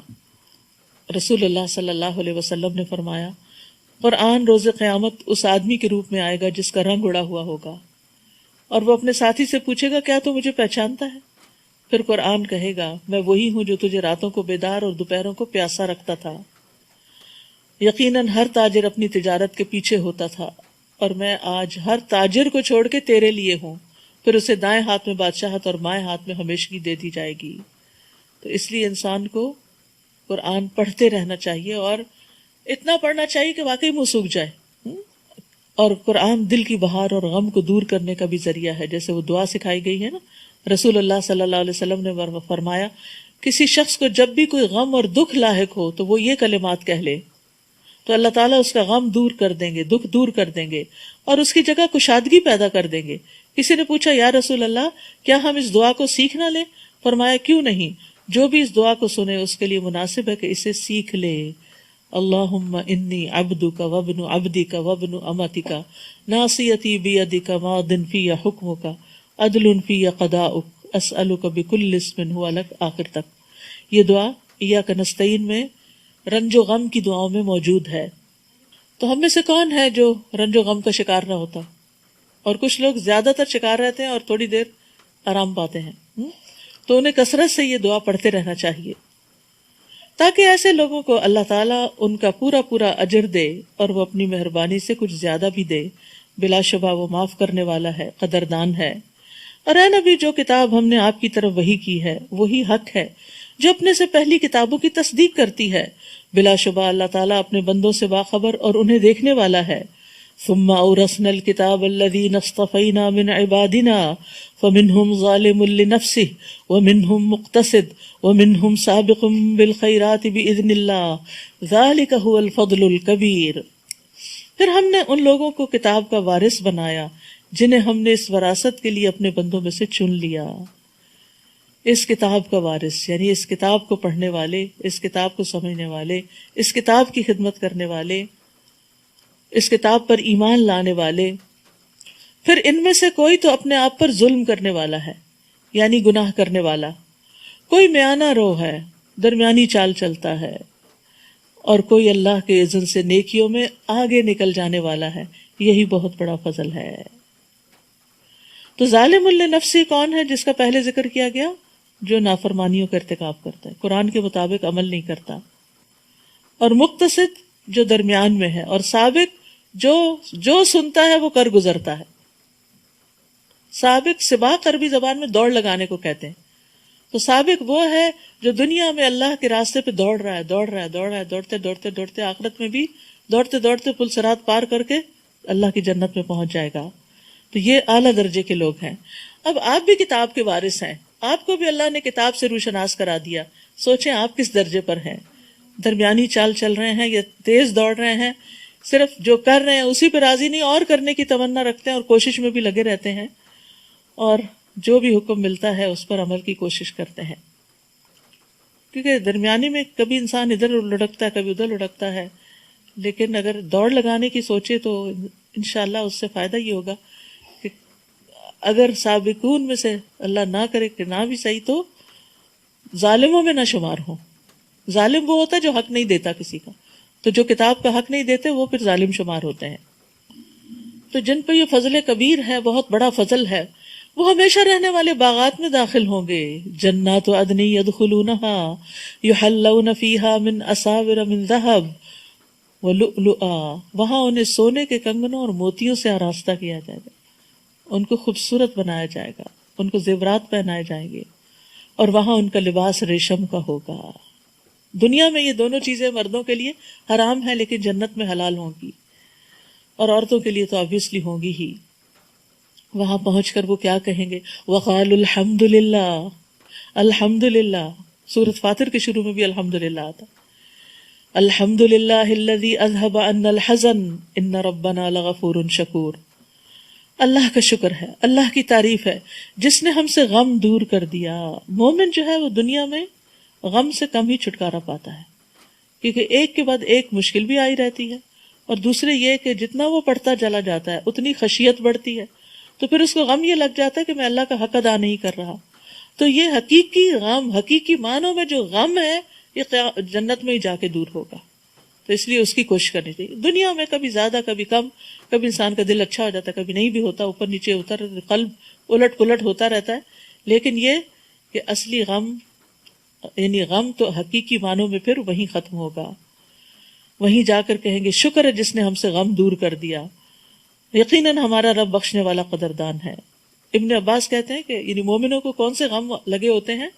جہنم میں گرنے کا غم، کہ کہیں پل صراط سے پھسل کے نیچے نہ جا گریں۔ قتادہ کہتے ہیں موت کا غم، یعنی جو کچھ بھی کرتے ہیں انہیں موت نہیں بھولتی، تو وہ اس کو سامنے رکھ کے اپنی دنیا کے کام کرتے ہیں۔ مقاتل کہتے ہیں کہ وہ اس بات کا غم کرتے ہیں کہ انہیں یہ نہیں پتا تھا کہ اللہ ہمارے ساتھ کیا معاملہ کرے گا، کیا بنے گا ہمارا، ہماری نیکیاں قبول ہوں گی یا نہیں۔ اکرمہ کہتے ہیں گناہوں اور برائیوں کا غم، اللہ بہت قصور کر لیے، اور نیکیوں کے ضائع ہونے کا خوف۔ تو جو ایمان والے ہوتے ہیں ان کے دلوں کی یہ حالت ہوتی ہے، جو دنیا میں غم کریں گے وہ جنت میں غم سے آزاد ہو جائیں گے، اور جو دنیا میں بے خوف ہو کے زندگی بسر کر رہے ہیں پھر انہیں کل پشیمانی کا سامنا ہوگا۔ لہٰذا دنیا میں ایک مومن کانشیس، محتاط، فکر مند، الرٹ ہو کے زندگی بسر کرتا ہے۔ اس کے برعکس جہنمیوں کے لیے جب موت کو ذبح کر دیا جائے گا تو ان کے غم میں اضافہ ہو جائے گا، اتنا کہ حدیث میں آتا ہے کہ اگر وہ مر سکتے غم سے تو مر جاتے۔ تو یہ بہت بڑا فرق واقع ہو جائے گا ایمان والوں کا اور نہ ماننے والوں کا۔ الذی احلنا دار المقامۃ من فضلہ، کس بات کا شکر ادا کریں گے؟ شکر اللہ کا جس نے اپنے فضل سے ہمیں ہمیشہ رہنے کے گھر میں لا اتارا، لا یمسنا فیہا نصب، جہاں ہمیں کوئی مشقت اٹھانی نہیں پڑتی، ولا یمسنا فیہا لغوب، اور نہ یہاں کوئی تھکاوٹ لاحق ہوتی ہے۔ دنیا میں تو جتنا بڑا گھر اتنا زیادہ کام، اتنی زیادہ تھکاوٹ، لیکن جنت جتنی بھی بڑی ہے اس کے اندر جا کے کوئی کام نہیں کرنا پڑے گا، وہ کام اب کر رہے ہیں آپ اس وقت، یہاں محنت کر کر کے آگے بھیج رہے ہیں، جب آگے جائیں گے تو صرف عیش و عشرت ہی ہوگی۔ والذین کفروا لهم نار جہنم لا یقضی علیہم فیموتوا ولا یخفف عنہم من عذابها کذالک نجزی کل کفور، اور جن لوگوں نے کفر کیا ان کے لیے جہنم کی آگ ہے، نہ تو ان کا کام تمام کیا جائے گا کہ وہ مر جائیں، اور نہ ہی ان سے جہنم کا عذاب ہلکا کیا جائے گا، ہم ہر ناشکرے کو ایسی ہی سزا دیا کرتے ہیں۔ استغفر اللہ۔ ایک طرف شکر گزاری ہے اور دوسری طرف ناشکری ہے، کفور، کفر، کفر کا معنی انکار بھی ہوتا ہے، ناشکری بھی ہوتی ہے۔ وہاں وہ چیخ چیخ کر کہیں گے، وہاں وہ چیخ چیخ کر کہیں گے، اے ہمارے رب ہمیں اس سے نکال کے ہم نیک عمل کریں، ویسے نہیں جیسے پہلے کرتے تھے۔ اللہ تعالیٰ جواب میں فرمائے گا، کیا ہم نے تمہیں اتنی عمر نہیں دی تھی جس میں اگر کوئی نصیحت حاصل کرنا چاہتا تو کر سکتا تھا، حالانکہ تمہارے پاس ڈرانے والا بھی آیا تھا، اب عذاب کا مزہ چکھو، یہاں ظالموں کے لیے کوئی مددگار نہیں۔ ایمان کی کتنی قیمت ہے، کتنی ویلیو ہے، کتنا فائدہ ہے، وہ آج ہمیں سمجھ نہیں آتا۔ یہ کوئی جہنمیوں سے پوچھے، جب وہ تڑپیں گے کہ ہم دنیا میں جائیں تو کفر کے بدلے ایمان لے آئیں، نافرمانی کے بدلے اطاعت کریں اور پیغمبروں کی اطاعت کریں، لیکن جہنمیوں کی پکار بالکل بے فائدہ ہوگی۔ حضرت عبداللہ ابن عمر کہتے ہیں کہ جہنمی لوگ مالک یعنی داروغہ جہنم کو پکاریں گے تو وہ انہیں 40 سال جواب نہیں دے گا، وہ چیخیں گے، چلائیں گے، یا مالک یا مالک یا مالک، لیکن وہ ان کو دیکھے گا بھی نہیں۔ 40 سال کے بعد جب بولے گا تو کہے گا انکم ماکثون، تم ادھر ہی رہنے والے ہو، مت چیخو چلاؤ، یہیں رہو گے، کوئی فائدہ نہیں بلانے کا۔ پھر وہ اپنے رب کو پکاریں گے، کہیں گے اے ہمارے رب ہمیں اس سے نکال، اگر ہم اس طرح دوبارہ کریں تو ہم ظالموں میں ہوں گے۔ تو اللہ تعالیٰ ان کو اتنی مدت جواب نہیں دے گا جتنی دنیا کی مدت تھی، تو اللہ تعالیٰ ان کو اتنی مدت جواب نہیں دے گا جتنی دنیا کی مدت تھی۔ پھر وہ فرمائے گا اسی میں ذلیل ہو کر پڑے رہو اور کوئی بات نہ کرو، پھر وہ لوگ مایوس ہو جائیں گے، مایوس، پھر کچھ بننے والا نہیں۔ اس لیے کتنا ضروری ہے کہ انسان خود بھی ناشکری سے بچے، کفر سے بچے، اور دوسروں کو بھی بچانے کی فکر کرے، کیونکہ جہنم کا عذاب بڑا ہی سخت ہے۔ ان عذابہا کان غراما، اللہ تعالیٰ یقیناً آسمانوں اور زمین کی چھپی چیزوں کو جاننے والا ہے، وہ تو دلوں کے راز تک خوب جانتا ہے۔ وہی تو ہے جس نے تمہیں زمین میں جانشین بنایا، پھر جو کوئی کفر کرے تو اس کے کفر کا وبال اسی پر ہے۔ کون سا وبال؟ یہ ابھی جو پیچھے پڑا، اور کافروں کا کفر ان کے رب کے ہاں اس کا غضب ہی بڑھاتا ہے، یا پھر کافروں کا کفر خسارے میں ہی اضافہ کرتا ہے۔ تو دنیا میں ایمان والے جب عمل صالح کرتے ہیں تو ان کا ایمان اور عمل صالح ان کو آخرت میں اور فائدہ دے گا، اور کفر والوں کی اگر زندگی لمبی ہوتی ہے تو ان کا کفر ان کو اور زیادہ نقصان دے گا۔ آپ ان کافروں سے کہیے اپنے ان شریکوں کو تو ذرا دیکھو جنہیں تم اللہ کے سوا پکارتے ہو، اور مجھے بتاؤ کہ انہوں نے زمین کا کون سا حصہ پیدا کیا ہے، یا آسمانوں میں ان کی شراکت ہے، یا ہم نے انہیں کوئی ایسی تحریر دی ہے جس کی روح سے وہ کوئی واضح دلیل رکھتے ہیں۔ ان میں سے تو کوئی بات بھی نہیں، بلکہ یہ ظالم ایک دوسرے کو دھوکے کے وعدے دیتے رہے ہیں۔ اللہ تعالیٰ ہی یقیناً آسمانوں اور زمین کو تھامے ہوئے ہے کہ کہیں وہ اپنی جگہ سے ہٹ نہ جائیں۔ سبحان اللہ، اللہ نے ہمارے جینے کا کیسا انتظام کر رکھا ہے، اور اگر وہ ہٹ جائیں تو اس کے بعد انہیں کوئی بھی اپنی جگہ پہ برقرار نہیں رکھ سکتا۔ بلا شبہ وہ بڑا بردبار اور معاف کرنے والا ہے۔ اور یہ لوگ اللہ کی پختہ قسمیں کھایا کرتے تھے کہ اگر ان کے پاس کوئی ڈرانے والا پیغمبر آ جائے تو کسی بھی دوسری امت سے زیادہ ہدایت پا لیں گے، مگر جب ان کے پاس ڈرانے والا آ گیا تو ان میں نفرت ہی بڑھتی گئی۔ جس کی وجہ ان کا زمین میں بڑا بن کر رہنا اور بری چالیں چلنا تھا، جس کی وجہ ان کا زمین میں بڑا بن کر رہنا اور بری چالیں چلنا تھا، حالانکہ بری چال تو چلنے والے ہی پر آ پڑتی ہے۔ پھر یہ صرف اس سنت الہی کا انتظار کر رہے ہیں جو پہلے لوگوں میں جاری رہی۔ اللہ کی اس سنت میں آپ نہ تو کبھی کوئی تبدیلی پائیں گے اور نہ ہی تغیر۔ تو سب سے بڑا فساد کیا ہے؟ ایک دوسرے کے خلاف چالیں چلنا۔ وَلَا يَحِيقُ الْمَكْرُ السَّيِّئُ إِلَّا بِأَهْلِهِ۔ تو یاد رکھیے، انسان جب کسی کے خلاف چال چلتا ہے نا، کسی کو بے چین کرتا ہے، امن اس کا چھین لیتا ہے، تو وہ خود بھی اسی میں مبتلا ہو جاتا ہے، یعنی اپنی ہلاکت کی طرف جلدی کرتا ہے انسان۔ اور اللہ تعالیٰ کو فساد ویسے ہی پسند نہیں۔ نبی صلی اللہ علیہ وسلم نے فرمایا المکر والخدیعۃ فی النار، مکر اور دھوکہ آگ میں ہے۔ نبی صلی اللہ علیہ وسلم نے یہ بھی فرمایا دھوکہ دینے والے کے لیے قیامت کے دن ایک جھنڈا ہوگا جس کے ذریعے وہ پہچانا جائے گا یہ دھوکے باز شخص ہے۔ یعنی انسان اگر دوسرے کو اندھیرے میں رکھتا ہے، کیا وہ زمین میں چلتے پھرتے نہیں کہ ان لوگوں کا انجام دیکھیں جو ان سے پہلے گزر چکے ہیں، اور وہ ان سے بھی زیادہ طاقتور تھے اور وہ ان سے بھی زیادہ طاقتور تھے۔ اللہ کو تو آسمانوں کی یا زمین کی کوئی بھی چیز عاجز نہیں کر سکتی، بلا شبہ وہ سب کچھ جاننے والا اور قدرت والا ہے۔ اور اگر اللہ لوگوں کے اعمال کے مطابق ان کا مواخذہ کرتا تو سطح زمین پر کوئی جاندار زندہ نہ چھوڑتا، لیکن وہ تو ایک مقررہ وقت تک انہیں ڈھیل دیے جاتا ہے، پھر جب وہ ان کا مقررہ وقت آ جائے گا تو یقیناً اللہ اپنے بندوں کو دیکھ رہا ہے۔ سورۃ یاسین، بسم اللہ الرحمن الرحیم، یاسین والقرآن الحکیم انک لمن المرسلین انک لمن المرسلین علی صراط مستقیم تنزیل العزیز الرحیم۔ یاسین، حکمت والے قرآن کی قسم، آپ بلا شبہ رسولوں میں سے ایک رسول ہیں، سیدھی راہ پر ہیں، جو غالب اور رحم کرنے والے کا نازل کردہ ہے، یعنی قرآن، تاکہ آپ ایسی قوم کو ڈرائیں جن کے آباء و اجداد نہیں ڈرائے گئے تھے، لہٰذا وہ غفلت میں پڑے ہوئے۔ تو لوگوں کی غفلت دور کرنے کا سب سے بہترین ذریعہ کیا ہے؟ قرآن کے ذریعے ان کو نصیحت کرنا۔ ان میں سے اکثر پر اللہ کا یہ قول ثابت ہو چکا ہے کہ وہ ایمان نہیں لائیں گے، یعنی اللہ کو پہلے سے ہی پتا ہے کہ ان کو جتنا بھی خبردار کیا جائے یہ نہیں مانتے۔ ہم نے ان کے گلوں میں توق ڈال دیے ہیں جو ان کی ٹھوڑیوں تک پہنچ گئے ہیں، لہٰذا وہ سر اٹھائے ہی رہتے ہیں۔ نیز ہم نے ایک دیوار تو ان کے سامنے کھڑی کر دی ہے اور ایک ان کے پیچھے، اس طرح ہم نے ان پر پردہ ڈال رکھا ہے کہ وہ کچھ دیکھ نہیں سکتے۔ آپ انہیں ڈرائیں یا نہ ڈرائیں ان کے لیے یکساں ہے، وہ ایمان نہیں لائیں گے۔ آپ تو صرف اسے ڈرا سکتے ہیں جو اس ذکر یعنی قرآن کی پیروی کرے اور بن دیکھے رحمان سے ڈرے۔ ایسے لوگوں کو آپ مغفرت اور باعزت اجر کی خوشخبری دے دیجئے۔ کس کے لیے ہے خوشخبری؟